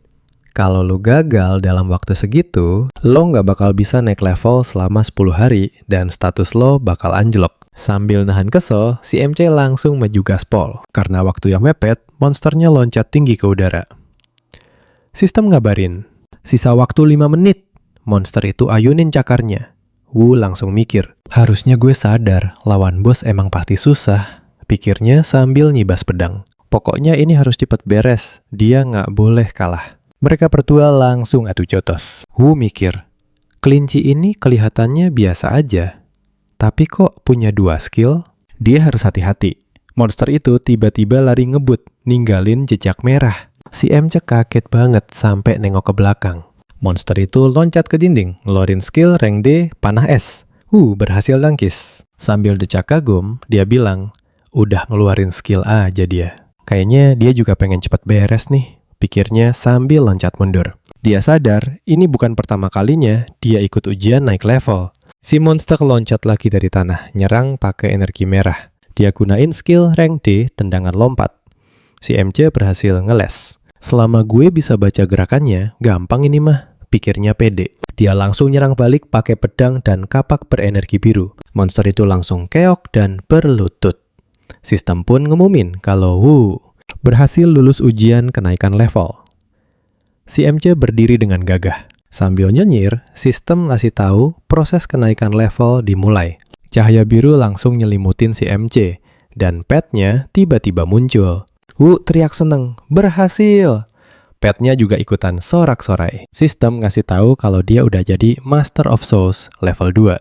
Tubuh profesional level 2 cuma bisa dikuatin sama kristal sihir level 2. Maksimalnya sampai 50 poin. Sementara kristal sihir level 1 dan 2 bisa ditukar dengan rasio 10:1. Sistem juga ngucapin selamat. Selamat buat si MC karena petnya juga berhasil naik ke level 2. Batas badannya naik jadi 50. Plus petnya dapat skill baru. Kelincahan rank C pasif. Ningkatin kecepatan 10%, termasuk gerakan, kecepatan serangan, dan refleks. Muncul notif lagi. Slot alam jiwa kedua telah dibuat. Kamu bisa kontrak buat manggil pet roh kedua. Kalau petnya setuju, kamu bakal dapat 100% kekuatannya. Tapi levelnya nggak boleh lebih tinggi darimu. Seneng banget. Mantap jiwa. Rasanya enak banget. Akhirnya bisa naik level dan jadi makin kuat. Sambil ngeliatin petnya, dia bilang, meskipun fisik cuma naik 0,5, tapi gue dapat slot kedua dari kerajaan jiwa. Jadi gue bisa kontrak sama pet roh baru. Sistem ngasih tahu dia bakal diteleportasi balik dalam 30 detik. Si MC langsung longok, kaget, dan cahaya biru mulai nyelimutin dia. Dia jadi kepikiran, singa yang tadi masih di sana nggak ya? Semoga aja nggak ketemu lagi. Waktu dia ngilang jadi pixel, katanya dia harus cari cara buat kabur. Dia nebak si anjing juga di sana, dan skillnya emang GG banget. Makin sering gelut, makin OP dia jadinya. Dia bilang pengen punya skill itu juga. Tiba-tiba, portal ungu gede muter di atas gedung. Karakter utama kita terbang keluar dari portal dan mendarat di aspal. Berharap kali ini hoki. Dengar suara berisik, dia langsung nengok ke arah sumbernya. Ada singa mutan lagi berantem sama anjing mutan. Pukulan si singa bikin anjing itu mental. Sambil ngeringis, Wenu pun gemertakin giginya. Singa mutan itu mengaum. Energi merah ngumpul di mulutnya. Si MC udah ngira kalau dia bakal ketemu monster ini. Melihat cakar apinya, dia pikir udah deket banget dan nggak bakal sempat kabur. Singa mutan itu berdiri di atas. Si anjing mutan, energi api mulai ngumpul di mulutnya. Dia nembakin semburan api yang kuat banget. Pas berhenti, Wenu udah dikepung. Puing-puing, batu, dan asap. Si singa mutan sadar anjingnya udah nggak ada. Dia langsung nengok tajam. Karakter utama kita lari sambil gendong. Si anjing mutan nyuruh dia jangan mati dulu. Singa mutan itu ngejar mereka. Wenu nanya ke anjingnya, apa dia inget dia? Katanya mereka pernah ketemu. Kayaknya dulu kita tetanggaan deh, katanya sambil nyengir lebar. Tetangga kan harus saling bantu, lanjutnya. Si anjing natap balik dengan mata nyala. Karakter utama kita inget gimana dulu dia nanya kenapa ada anjing liar di sana. Dia ngasih makanan sambil bilang, pasti lapar ya? Wenu bilang, walaupun kita sempat jadi musuh dan pengen bunuh satu sama lain, situasinya sekarang beda dikit. Ngeliat anjing itu, dia bilang sekarang mereka sama-sama korban. Dan dia butuh skill dan kekuatan si anjing buat bertahan hidup. Sambil terus lari, dia nawarin, kalau setuju bikin kontrak sama gue, kita bisa. Selamat dari krisis ini. Dengan skill dan pengalamanmu, kita pasti bisa ngalahin musuh dan jadi duo tak terkalahkan. Dia juga bilang kalau si anjing nggak perlu lagi keluyuran sendirian. Energi ungu dari telapak tangannya mulai nyelimutin si anjing. Si MC bilang, gue nggak tahu lo ngerti apa enggak, tapi waktu kita nggak banyak. Kalau mau selamat, lo harus tekan kontrak sama gue. Anjing mutan itu langsung melek. Cahaya ungu terang nyelimutin dia. Sistem mengasih notif kontraknya berhasil. Singa mutan itu mengayunkan cakarnya, nembakin gelombang api. Karakter utama kita langsung ngibrit pakai skill dexterity-nya. Si singa ngejar sambil geram. Wenu teriak, gila, singa ini cepet banget. Kalau bukan karena skill pasif ini, gue udah mati dari tadi. Matanya melotot. Si singa ngibas cakarnya dan karakter utama kita kaget. Mikir, kok bisa? Musuhnya udah di sebelahnya. Si singa nengok, Wenu udah beberapa meter jauhnya. Sambil loncat ke depan, dia bilang, baru juga dapat scroll teleportasi. Nggak niat make secepat ini. Neo ke belakang, dia menggeram. Dia mengayunkan pedangnya, nusuk perut monster itu. Sambil nahan sakit, dia mikir, nggak bakal gue biarin dia deket-deket. Sistem ngasih notif skill berserk aktif. Karakter utama kita langsung jaga jarak dengan beberapa lompatan gede. Cowok itu berdiri di jalanan sepi. Si cowok berponi itu megang mayat saudaranya di tangan mereka. Sambil menggeram, cowok itu bersumpah akan membalas dendam padanya. Cowok berjaket hijau itu bilang, kematian Wan takkan sia-sia. Harus ada yang ikut mati untuk menemaninya. MC kita langsung ngacir, meninggalkan jejak ungu di belakangnya. Dia lari ke sebuah gedung kecil. Untungnya, dia hafal daerah ini. Jadi dia bisa muter-muter dan kabur dari singa itu. Tapi lukanya masih ngucur darah dan harus segera diobati. Dia pun masuk ke dalam. Pintu langsung dikunci. Phew, si MC duduk di lantai dengan lega. Dia mengambil ramuan biru dan langsung menenggaknya dalam sekali teguk. Melihat lukanya yang bersinar, dia merasa hangat. Obatnya mulai bekerja. Dia penasaran, butuh berapa lama lukanya bakal sembuh total. Sambil menunduk, dia sadar anjing ini pasti punya skill penyembuhan. Tangannya diletakkan ke bulu anjing itu. Energi kuning menyelimuti mereka. Sistem mengumumkan aktivasi skill rank B pemulihan cepat. Melihat lukanya, prosesnya jadi jauh lebih cepat sekarang. Seperti dugaan, skill ini bisa bantu bertahan dari serangan gila si singa api. Bahaya ada di mana-mana. Dia harus terus bersembunyi. Pokoknya sembunyi dulu sampai pulih total. Dia pun mulai merasa ngantuk. Dia pun terlelap. Esoknya, wajah si MC penuh dengan keringat. Dia membuka mata dan langsung mengecek perutnya. Wah, tubuhnya sudah pulih total. Anjing mutan itu ada di sampingnya. Matanya tak lagi bersinar.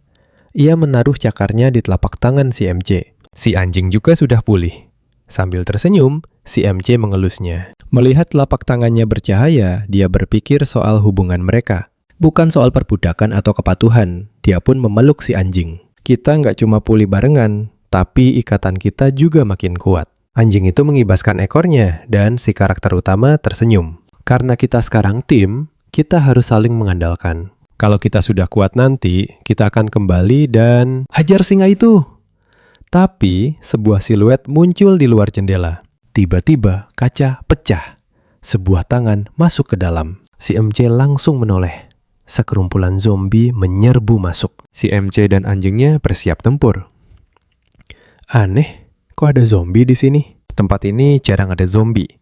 Dia menebas satu sambil bertanya-tanya. Kenapa zombie tiba-tiba muncul di sini? Terdengar suara mesin menderu. Sebuah SUV berduri menerobos masuk, menabrak para zombie. Berdiri di reruntuhan, si MC menatap mobil itu. Cowok di atas mobil itu ngomel.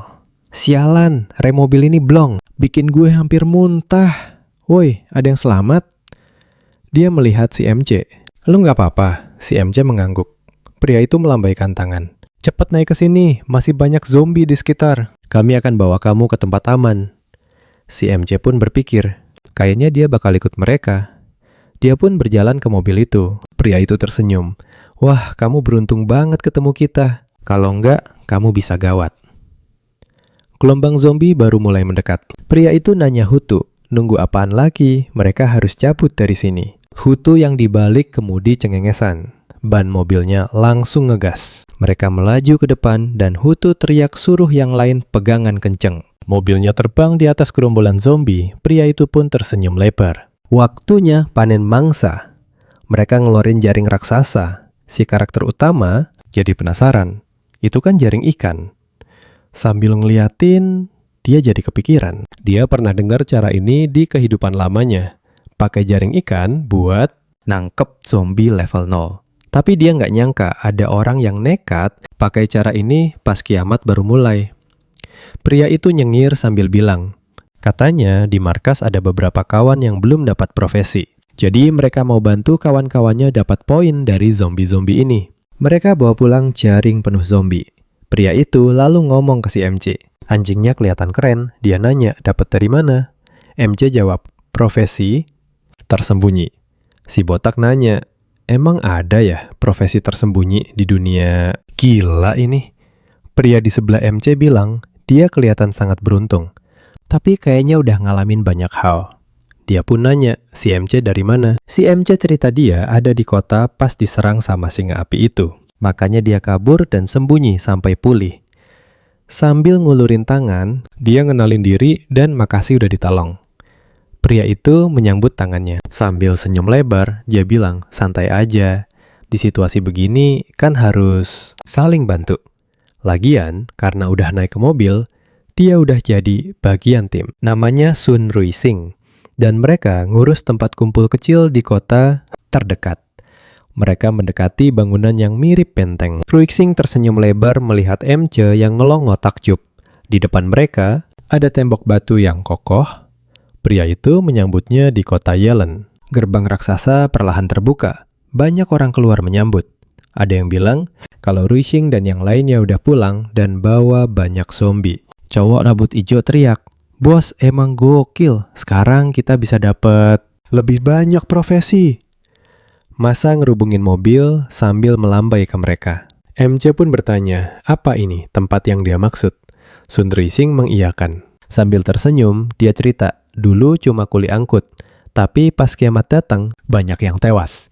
Dia ngumpulin semua yang selamat di area ini supaya bisa bertahan hidup dan saling bantu. Sambil menepuk bahunya, dia bilang, sebenarnya hari ini mereka mau ke kota buat mastiin situasinya gimana. Dan mastiin pemerintah udah ngendalin semuanya. Tapi ternyata zombinya banyak banget. Mereka jadi harus putar balik. Dia pun nanya ke MC, yang katanya dari kota. Apa dia bisa ceritain situasi di sana? Kata Ruixing, hampir semua orang di sini ngira kalau kota jauh lebih aman dan pemerintah bakal nolongin mereka. Makanya mereka berencana kabur ke tempat pengungsian. MC pun mengiyakan. Dia mikir, tempat pengungsian pemerintah itu sama sekali bukan pilihan bagus. Karena gelombang pertama bakal ngubah 20% orang jadi zombie. Walaupun Yellen kota kecil, tempat ini justru jauh lebih aman. Lagi pula bakal ada bencana besar dalam 1,5 tahun lagi. Tiba-tiba Sun Ruixing tepuk tangan, menyuruh semuanya tenang. Orang-orang menatapnya, sambil tersenyum bilang kalau kali ini mereka langsung pergi ke kota. Dan model, pasti bawa kabar baik nih, pemerintah bakal nolongin kita. Sun Ruixing bilang, jadi guys, tadi gue bawa beberapa orang. Kita coba masuk kota, tapi zombinya bejibun banget, gila. Mau nggak mau, kita balik lagi. Nah, pas pulang, kita ketemu seorang penyintas, Wenu, yang lolos dari kota. Dengerin dia ya. Wenu, sang karakter utama kita, malah diem sambil mikir keras. Jujur aja nih, kondisi di kota parah banget. Jauh lebih parah. Ada yang teriak. Bohong lo. Pemerintah pasti udah nyelamatin kita. Muka lo mencurigakan. Lo pasti kabur kan?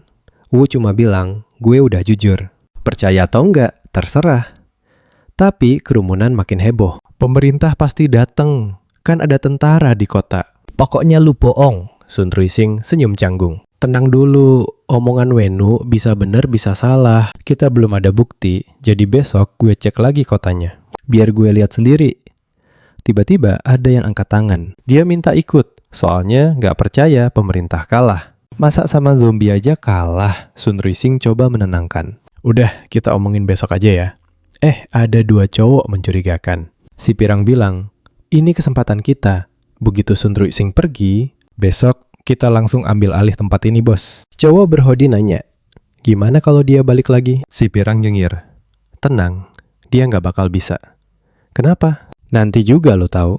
Sementara itu, Sun Ruixing masih sibuk. Karakter utama kita ngeliat ke samping, matanya tertuju ke mereka. Sun Ruixing nyuruh semua istirahat buat persiapan besok. Misi besok, cowok itu bilang, bos, kayaknya kita ketahuan.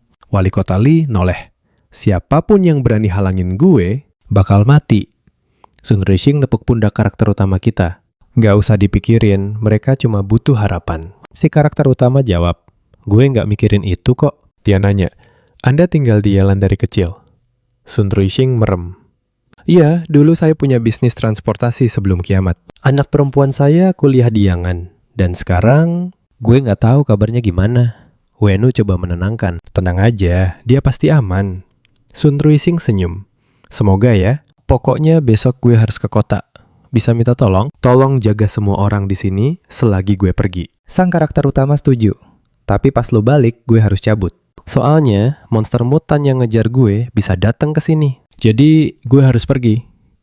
Sun Ruixing ngerti. Oke, butuh bantuan? Hubungi aja kami, pasti dibantu.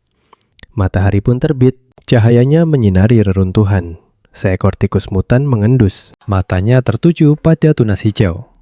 Hap, dia coba menggigitnya. Tiba-tiba, tunas itu melilit tubuh si tikus kayak tali. Tikus tanah itu langsung musnah. Si cowok pun nanya, udah siap? 2 orang di depannya bilang semuanya beres. Wali kota Li merem, katanya Sun Ruixing mau ngelawan pemerintah. Dia mau jadi raja di sini. Dan Zun diperintah buat nggak ngebiarin. Dia menang. Zun, si kakek pirang, bilang, tenang aja bos. Nyawa pun bakal dikorbanin. Rencana Sun Ruixing nggak boleh berhasil. Wali kota Li percaya penuh sambil ngasih barang rahasia ke dia. Besok di mobil, nyalain aja. Nggak usah mikir apa-apa. Sambil nguap, Zun pamit pergi. Katanya dia mau istirahat buat perjalanan besok. Cowok berkerudung nanya, aman nih? Ngasih tugas sepenting ini ke kakek itu, wali kota Li nyengir. Tenang, dia pasti ngelakuin. Dia kan wali kota asli di sini. Dia percaya banget. Sambil ketawa, dia bilang, orang yang coba diselamatin Sun Ruixing cepet banget berkhianat. Anjay. Cowok perban itu masam. Bahunya ditepuk sama wali kota Li. Santai bro, bukan ngomongin elu kok, katanya ke Lin Hu. Lin Hu bilang besok dia yang jaga. Dan udah ngobrol sama para patroli. Pas wali kota datang, semua bakal lancar jaya. Sambil balik badan, dia nagih janji. Wali kota Li pun bilang, gak usah cemas, apapun yang dia mau bakal dikasih. Mau cewek, duit, atau kuasa. Lin Hu nanya, itu tadi apaan? Wali kota Li ketawa, ini barang dari tanah harta karun. Asap bening membubung dari mobil ke langit. Sebuah SUV berduri, melaju di jalanan ancur. Sun Ruixing nanya ke Zun, lagi ngapain? Zun bilang perjalanan kali ini lebih bahaya. Makanya Dia ngasih persembahan, minta perlindungan, gitu deh. Asapnya masuk hutan. Pinter juga, kata Sun Ruixing. Para monster langsung nyium baunya dan ngikutin asap itu dengan seram. Zombie-zombie juga sadar, langsung ngejar mereka dengan beringas. Sun Ruixing teriak ke semua orang, "Waspada, siap-siap!" Soalnya mereka udah deket kota. Si karakter utama sama anjingnya lagi rebahan di gedung kosong. Tiba-tiba spirit pet-nya keluar dari dadanya, ngomong sesuatu dengan cemas. Si MJ pun bilang, "Repot." Dia nyesel, setuju diem di situ. Orang-orang udah siap, bawa senjata, ngikutin wali kota Lee. Warga biasa duduk di antara reruntuhan. Lin Hu teriak, "Wali kota Lee, datang!" Wali kota Lee minta izin memperkenalkan diri. Namanya Lian Quan, wali kota kota Yelan. Semua orang noleh. Dia bilang dia kesini mau ngasih tahu kalau pemerintah nadain operasi penyelamatan. Dia yang ngurus kota Yelan. Mukanya serius. Dia bilang si jahat Sun Ruixing udah nipu dan khianatin mereka semua. Dia mau manfaatin situasi ini biar bisa jadi raja. Warga kaget, mulut mereka kebuka. Lian Quan bilang, "Lin bersaudara lah yang berinisiatif hubungin pemerintah dan ngizinin dia datang. Dia mau bawa semua orang ke camp resmi. Di sana ada makanan, motel, sumber daya, jadi mereka nggak perlu khawatir lagi sama zombie dan mutan." Cowok itu teriak, ini nggak mungkin bener. Dia nggak nyangka banget kalau Sun Ruixing orangnya kayak gitu. Katanya, jangan menilai buku sampulnya. Li Quan angkat tangan, nanya apa mereka mau ikut balik ke camp bersamanya. Ada yang nyaut mau ikut, ada juga yang bilang sambil ketawa, kalau dia tahu pihak berwenang pasti akan turun tangan. Li Quan bilang, "Buruan baris, ada mobil di luar yang bakal bawa kalian ke tempat aman." Tiba-tiba ada yang nyeletuk dari belakang. Kayaknya nggak semudah itu deh. Karakter utama kita langsung lompat keluar jendela. Pas mendarat, dia bilang, udah janji ke Sun Ruixing buat ngelindungin tempat ini sampai doi balik. Sambil berdiri tegap, dia bilang, "Gue tadinya malas ikut campur, tapi gue nggak bisa biarin kalian ninggalin kota ini." Li Quan sewot, "Heh, siapa lu?" Dia ngusir dengan kasar. Bilang, ini bukan urusannya. Wenu nanya, apa omongannya itu benar? Sambil jalan ngedeketin, dia bilang gak akan komen soal makanan dan sumber daya di camp. Tapi gak ada yang boleh keluar kota sampai besok pagi. Li Quan nyeringai, "Emang lu pikir bisa ngadepin kita semua sendirian?" Si MC bilang, "Kayaknya kalian emang banyak nggak ngertinya soal di sini. Tapi tenang, sekarang kalian bakal tahu semuanya." Li Quan natap. Dia dengan bingung. Wenu lalu nyuruh anjingnya buat nunjukin. Dan si anjing langsung lompat. Sambil membuka mulut, anjing itu mengaum kencang. Li Quan dan anak buahnya nutupin muka mereka dari hembusan anginnya. Si MC nyuruh anjingnya buat nyisain wali kota dan yang belum dapat profesi. Tapi jangan kasih ampun ke sisanya. Li Quan kaget. Dari mana dia dapat mutan itu? Si anjing yang diselimuti energi ungu langsung nerjang. Darah muncrat kemana-mana. Terdengar teriakan, "Anjing itu ngebunuh orang!" Di tengah cipratan darah, ada jeritan ngeri, minta tolong, dan mohon ampun.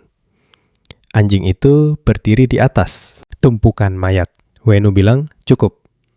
Dia nanya ke wali kota, "Gimana, sekarang paham?" Li Quan menatapnya dengan penuh ketakutan. Karakter utama kita bilang, "Lu emang punya jabatan, tapi gue yang punya kekuatan." Dia berbalik, sementara Li Quan terduduk lemas. Wenu nawarin mereka buat tinggal sampai Sun Ruixing kembali. Dia pun membuka pintu gedung. Seorang anak kecil nyeletuk, "Dia serem banget." Ibunya langsung nutup mulut si anak dengan ketakutan. Seseorang bertanya pada Li Quan, "Kita gimana nih?" Li Quan menjawab pasrah. "Kita nggak punya pilihan selain nunggu." Tiba-tiba ada yang teriak sambil lari, "Bos, ada yang mau saya laporin." Ngelihat tumpukan mayat di sekitar, mukanya langsung pucat. Li Quan bentak, "Cepetan ngomong." Orang itu teriak kalau dia ngelihat Sun Ruixing lagi balik naik truk. Li Quan langsung kaget bukan main. Sebuah truk melaju di antara pepohonan, Rodanya ngebuat debu peterbangan. Sun Ruixing yang lagi nyetir ngomong dengan marah. Gue harus balik. Gue masih belum ketemu anak perempuan gue. Beberapa jam sebelumnya, Zun nanya berapa lama lagi mereka sampai. Sun Ruixing jawab sekitar setengah jam lagi. Tiba-tiba ada yang teriak kalau ada banyak banget mutan di depan. Pas dia lihat, ada truk-truk terguling yang terbakar. Sun Ruixing teriak, "Percepat, kita bakal kehilangan mereka." Cowok botak megangin kepalanya. Udah telat, bos. Sebuah truk berduri terpental dari tanah. Dan karakter utama kita melihat truk itu terbang di atas. Truk itu nyungsep menghantam tanah dan dia kira itu truknya Sun Ruixing. Dia langsung lari ke mobil yang kebakar. Tangannya ngelindungin muka dari api. Tangannya meraih pintu lalu melemparnya. Di dalam ada Sun Ruixing. Dia bilang kalau mereka semua tewas. Kaget banget melihatnya. Sekerumpulan zombie mendekat.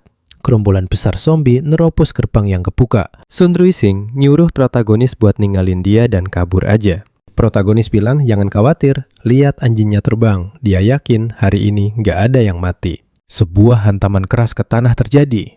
Anjing mutan itu nyerang salah satu monster liar. Sun Ruixing bilang mutannya kuat banget.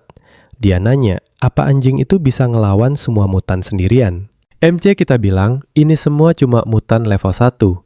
Jadi harusnya gampang. Anjing itu berdiri di antara mutan liar dan Wu bilang ini bakal jadi pertarungan sengit. Dia mentalin semua monster di sekitarnya. Sistem ngasih notif skill berserk aktif. Anjing itu membuka mulutnya lebar-lebar lalu mencabik kepala salah satu monster. Sambil mikir, protagonis sadar kalau tanpa luka parah, skill S-Rank cuma nambah sedikit kekuatan tempur. Peningkatan kekuatan yang asli baru muncul setelah dia terluka parah. Lihat anjingnya dikelilingi bangkai, dia mikir, tanpa luka yang ngeganggu, pertarungan, skill itu bisa naikin kekuatan tempur 3 kali lipat. Sayangnya, pemulihan anjingnya nggak cukup kuat. Nanti kalau dapat jiwa monster dengan kemampuan pulih, dia harus ngehapus skill ini. Sun Ruixing senyum canggung dan bilang, hewannya beneran serem banget. Wu bilang, ini bukan hewan biasa, tapi monster petarung sejati. Sambil nunduk, Sun Ruixing makasih karena udah nyelamatin dia. MC kita bilang itu bukan apa-apa, sambil ngambil sesuatu dari tubuh monster itu. Itu adalah kristal hijau.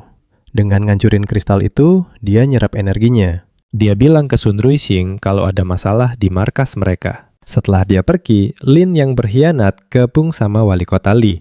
Katanya wali kota Li bawa pasukan dan mau ngambil alih semuanya dari sini. Sambil balik badan, Wu bilang dia udah di sini sekarang, jadi waktunya dia pergi. Sun Ruixing nahan dia dan nanya apa yang dia lakuin itu benar. Sambil noleh, MC kita bilang nggak tahu. Dia nanya, ini buat diri sendiri atau orang-orang di markas?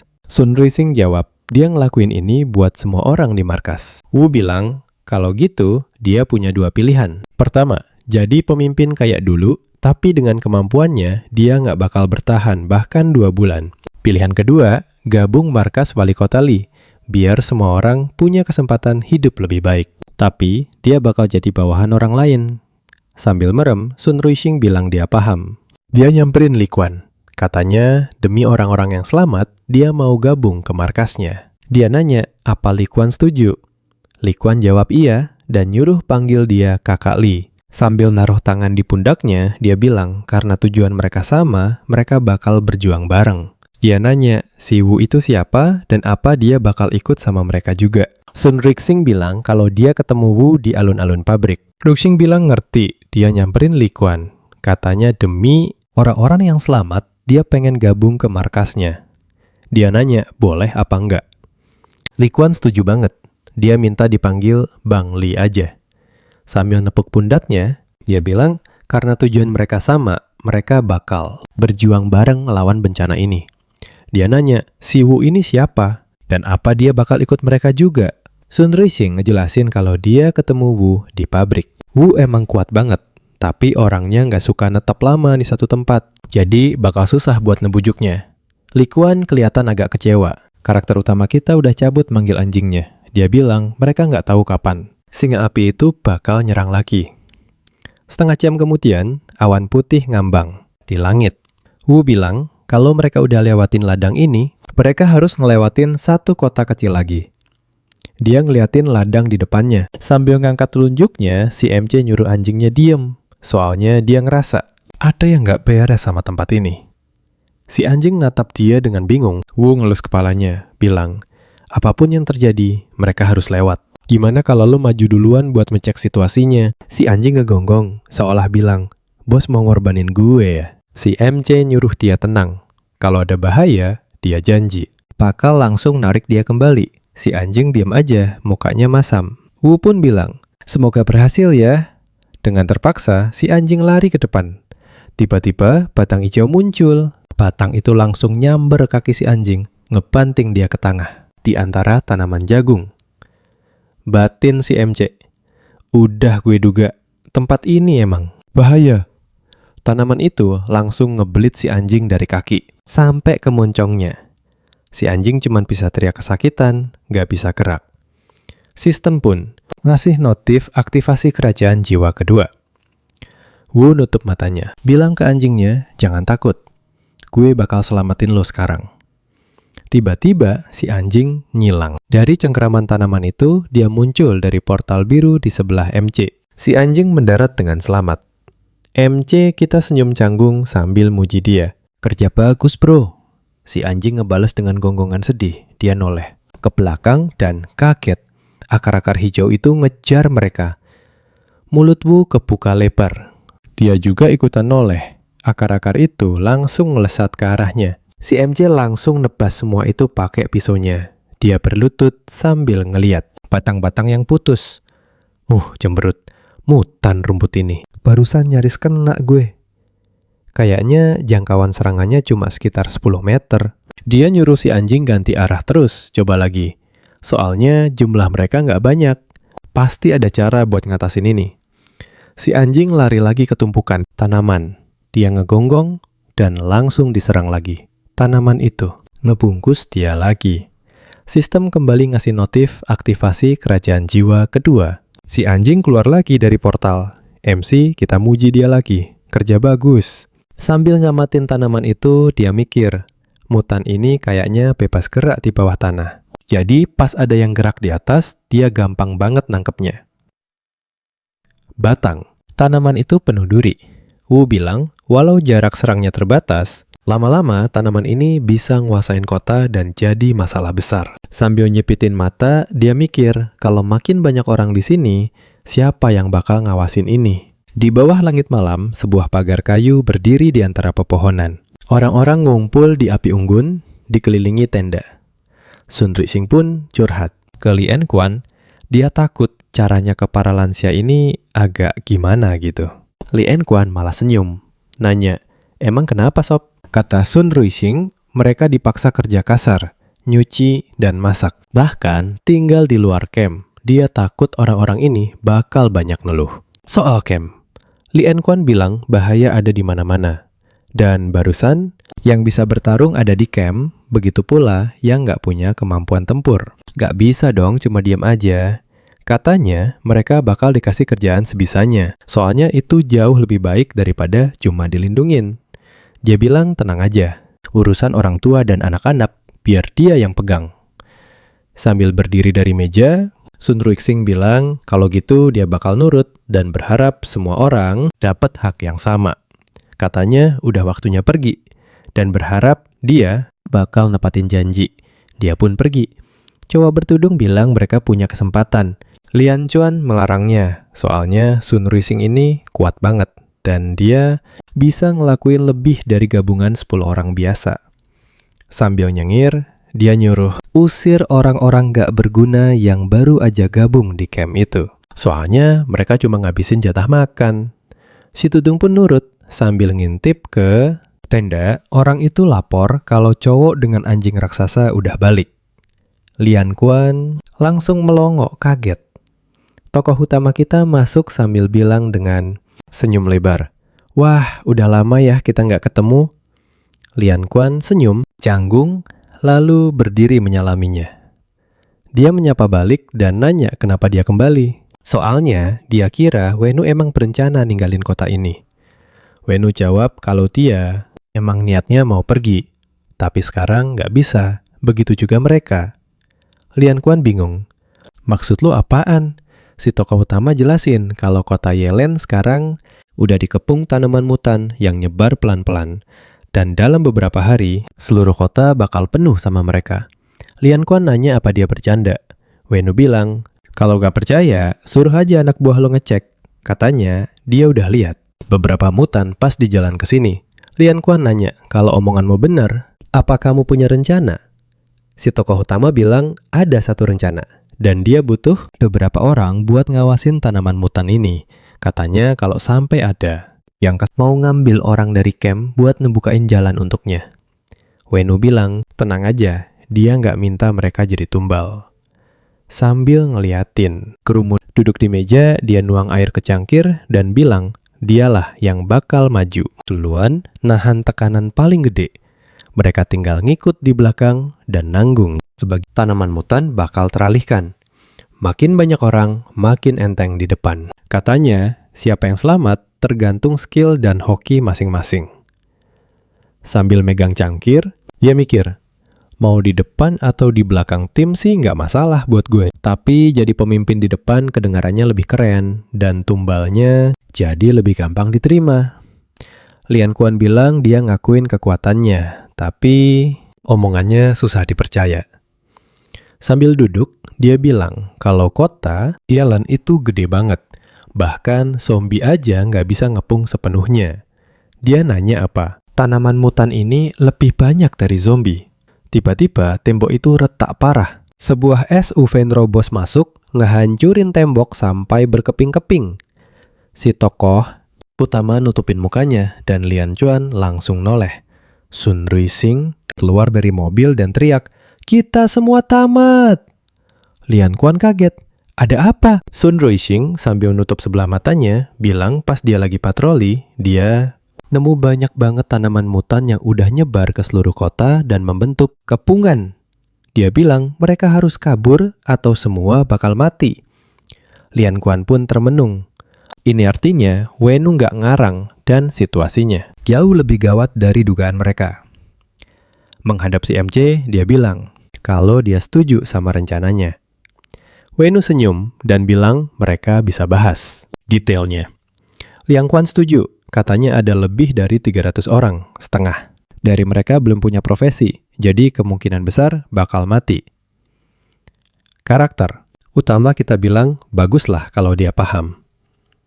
Lian Quan lalu menyuruh Lin untuk memanggil semua staf inti camp buat rapat. 20 menit kemudian, karakter utama, Lian Quan, dan beberapa orang lain dari camp sudah duduk di meja besar. Sun Ruixing gebrak meja dan bilang kalau dia nggak setuju sama rencana ini. Dia bilang ke Lian Quan kalau dia salah besar soal Wenu, karena dia beneran mau ngirim lansia dan anak-anak ke kematian. Lian Quan menjamin mata dan bilang dia menghormatinya. Makanya dia diizinin ikut rapat, tapi nggak nyangka bakal difitnah kayak gitu. Dia nanya kalau emang nggak setuju, dia punya ide apa biar mereka semua lolos dari krisis ini.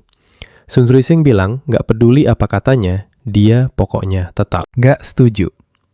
Lian Quan bilang dia boleh aja nggak setuju, tapi temennya Wenu yang bikin rencana ini. Dia ngingetin, pas ajal tiba, jangan salahin mereka atas kebodohannya. Beralih ke si MC, Sun Ruixing nanya apa beneran dia yang bikin rencana itu. Si MC bilang hidup itu nggak pernah adil dan nggak logis. Kalau yang kuat harus ngalah sama yang lemah. Dia bilang jangan marah padanya, tapi pada orang-orang lemah itu karena nggak cukup kuat. Atau bisa juga marah sama dunia sialan ini. Katanya sekarang cuma ada 2 pilihan.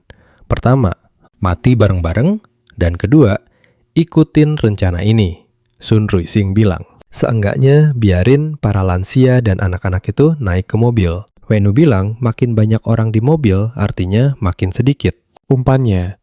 Padahal itu penting buat narik perhatian tanaman. Mutan. Dia bilang cuma mau nanya sekali. Dia nanya Sun Ruixing apa nyawa orang-orang itu lebih penting dari nyawanya sendiri. Sun Ruixing bingung dan nggak bisa jawab. Lian Quan nanya apa ada lagi yang nggak setuju sama rencana ini. Dia bilang kalau nggak ada. Semuanya mulai persiapan buat besok pagi. Bilang ke semua orang kalau ketertiban di kota Chase udah pulih dan mereka akan pindah ke sana. Karakter utama kita nambahin, kalau ada yang nggak setuju, bunuh aja langsung. Karena itu lebih baik daripada biarin mereka mati tersiksa. Sambil berbalik, Sun Rixing bilang, mereka semua cuma sekelompok bajingan berdarah dingin. Karakter utama cuman ngeliatin dia pergi. Mendekati Liang Quan, dia minta beberapa orang buat ngawasin Sun Rixing malam itu. Dan kalau sampai dia bocorin rencana mereka, dia yang akan tanggung jawab buat ngebunuhnya. Dia bilang operasi besok nggak boleh gagal. Liang Quan setuju, lalu nanya apa dia dan Sun Rixing lagi nggak akur. Wenu bilang Sun Rixing bisa gagalin rencana mereka, dan kalau dia lakuin itu, dia menghalangi jalannya, yang artinya dia mau ngambil nyawanya. Dia bilang pertemanan itu nggak ada artinya kalau berhadapan sama orang yang mau dia mati. Liang Quan bilang dia, emang orang yang cerdas.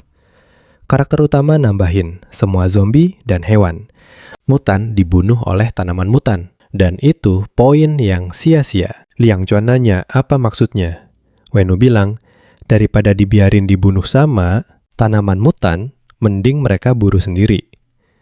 Dia bilang, terakhir kali dia ada yang pakai item buat narik monster mutan. Wu nanya apa dia masih punya item itu. Sambil ngelap keringat, Lian Quan nanya balik. Kok dia bisa tahu? Wu bilang dia tahu lebih banyak dari dugaannya. Lian Quan ngaku sebenarnya dia nggak mau nutupin. Tapi dia nggak nyangka Wu bakal langsung paham. Dia bilang, item kayak gitu cuma punya satu. Dapatnya dari tanah harta. Sambil senyum, dia bilang, karena sekarang mereka mau pergi, tanah harta itu gak bisa dibawa. Dia pun ngajakku buat bareng ke sana, ngambil semua yang mereka butuhin. Si karakter utama bilang mau ikut, tapi cuma buat kepentingannya sendiri. Lian Quan pun minta Wu nunggu, soalnya dia perlu siap-siap dulu. Sementara itu, banyak panel sistem di depan Wu. Dia mikir, sebelum masuk ke tanah harta, dia harus naikin statusnya dulu. Dia lalu berpikir, kalau dia bakal beli satu kristal tanpa atribut. Ditambah kristal yang lama, kayaknya udah cukup. Sebuah batu biru berkilau pun muncul di udara. Panel sistem bilang, sukses membeli kristal tanpa atribut level 2. Sisa poinmu 400. Wu langsung menggenggam erat kristal itu. Di tangan MC kita bilang, sekarang dia punya 25 poin dan udah siap masuk tanah harta. Lian Quan udah nunggu di tenda. Pas lihat Wu, dia tangkat. Nanya, En Quan bilang ada di kamarnya. Sambil buka tenda, dia mempersilahkan Wu masuk. Dia nunjuk portal di sana dan bilang, inilah tanah hartanya. Makanya dia sengaja bikin kamar di sini. Sambil megang pedang, nyuruh ternyata hati-hati banget. Dia bilang, santai aja, gak ada niat jahat kok. Dia pun masuk ke portal biru, berubah jadi pixel. Sang karakter utama ikut masuk, mikir, syukurlah orang itu gak aneh-aneh. Pas keluar dari portal, mereka udah ada di dalam gua batu. Lian Quan jelasin, tanah harta ini punya 3 jalur berbeda. Tiap jalur ada peti harta di ujungnya dan dijaga beberapa zombie. Aturannya, tiap orang cuma boleh buka 1 peti harta aja. Dia udah coba jalur kiri dan tengah, tapi baru buka peti yang tengah. Di tengah. Heran. Kenapa dia nggak nyuruh anak buahnya aja buat buka peti lain? Lian Quan bilang, jangan bercanda, soalnya peti harta sering berisi item yang bikin kuat. Kalau dia ngebolehin mereka ke sini, sama aja cari masalah. Wu nyindir, bilang dia pinter juga ya. Wu ngajak buat lecek jalur kiri. Lian Quan setuju. Dia bilang jalan di sana udah dia bersihin, termasuk zombinya. Jadi mereka bisa jalan santai. Keduanya pun masuk ke terowongan gua. Si MC manjat ke atas peti batu, mikir tiap orang. Cuma bisa buka 1 peti. Sambil buka, dia komat kamit dalam hati. Jangan zong ya, please.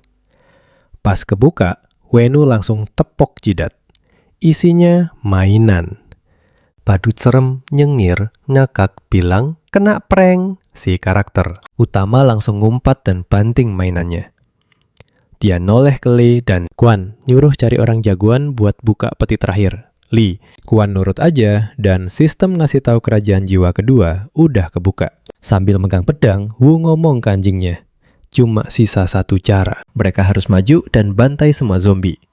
Gas, mereka masuk ke terowongan gua. Si karakter utama nebas pakai pedang, sementara anjingnya nyapik-nyapik lawan. Tiba-tiba ada yang manggil Wenu dari belakang. Pas noleh, si MC auto nebas. Si Lian Quan teriak ketakutan, ternyata itu dia. Wenu kaget. Dia nanya, kenapa nggak ngomong dari tadi? Telat dikit udah almarhum tuh orang. Lian Quan garuk-garuk kepala sambil minta maaf. Katanya dia bawa orang pro. Si MC ngajak buat cepetan buka peti ketiga. Lian Quan setuju.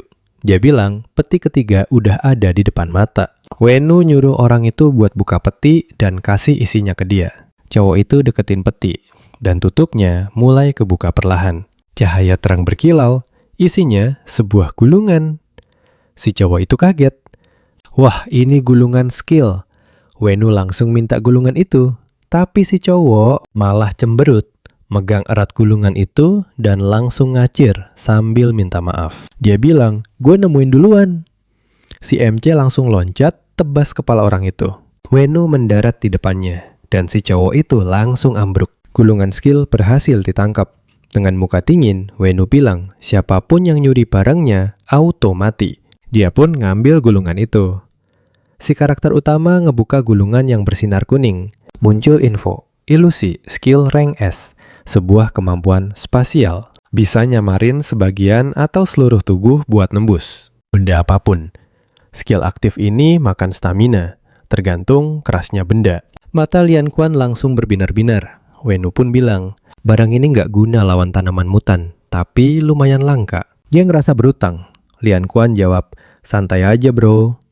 Si MC pun nanya, cowok yang lu bawa tadi punya keluarga? Lian Quan bilang, dia punya adik. Tapi adiknya itu agak blond, belum ganti profesi juga. Di depan portal biru, Wenu nyuruh buat habisin adiknya. Lian Quan jawab, siap, laksanakan. Si MC bilang, dia mau balik ke kamarnya. Dia minta dikabarin kalau ada apa-apa. Sampai kamar, dia langsung rebahan. Sambil hela napas, dia ngerasa akhirnya bisa istirahat. Tiba-tiba ada yang ngetok. Siapa? Suara cewek bilang dia bawain makanan. Wenu mempersilahkan masuk. Cewek bergaun hitam dan berambut panjang minta maaf udah ganggu.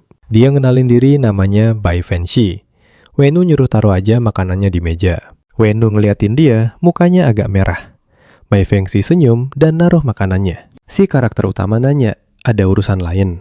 Bai Fenxi bilang cuma mau ngobrol bentar. Wenu kaget dan langsung duduk.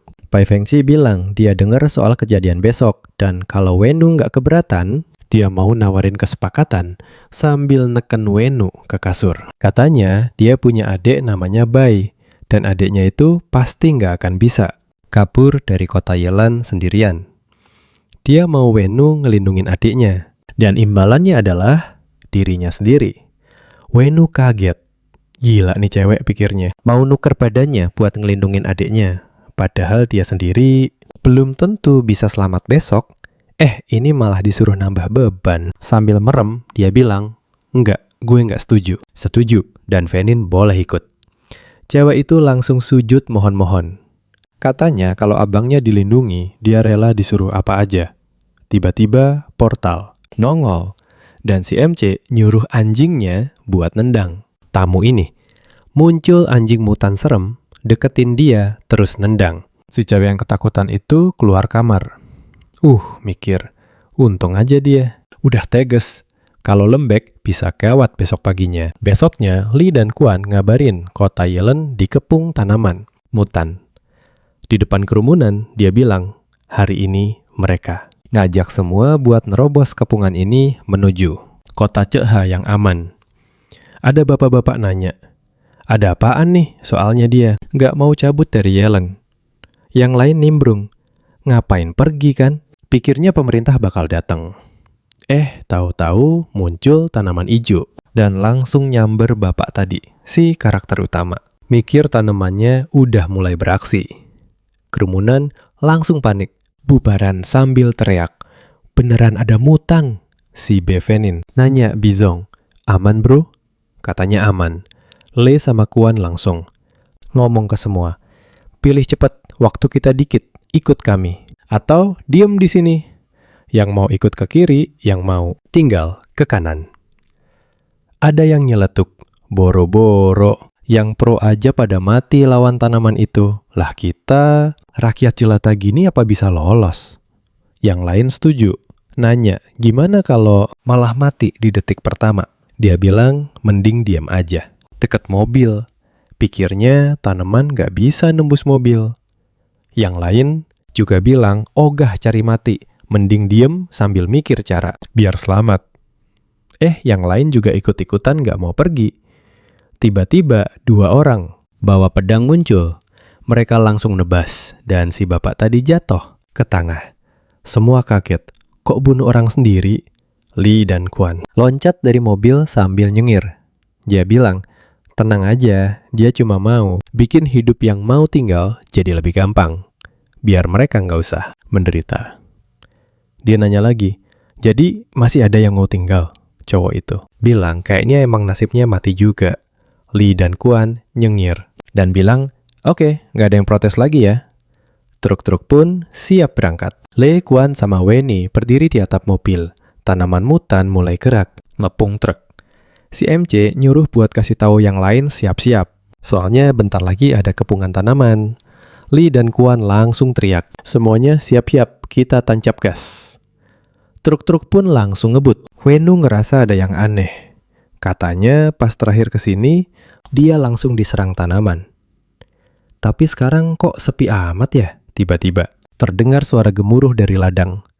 Debu-debu langsung beterbangan. Ada dinding tanaman mutan.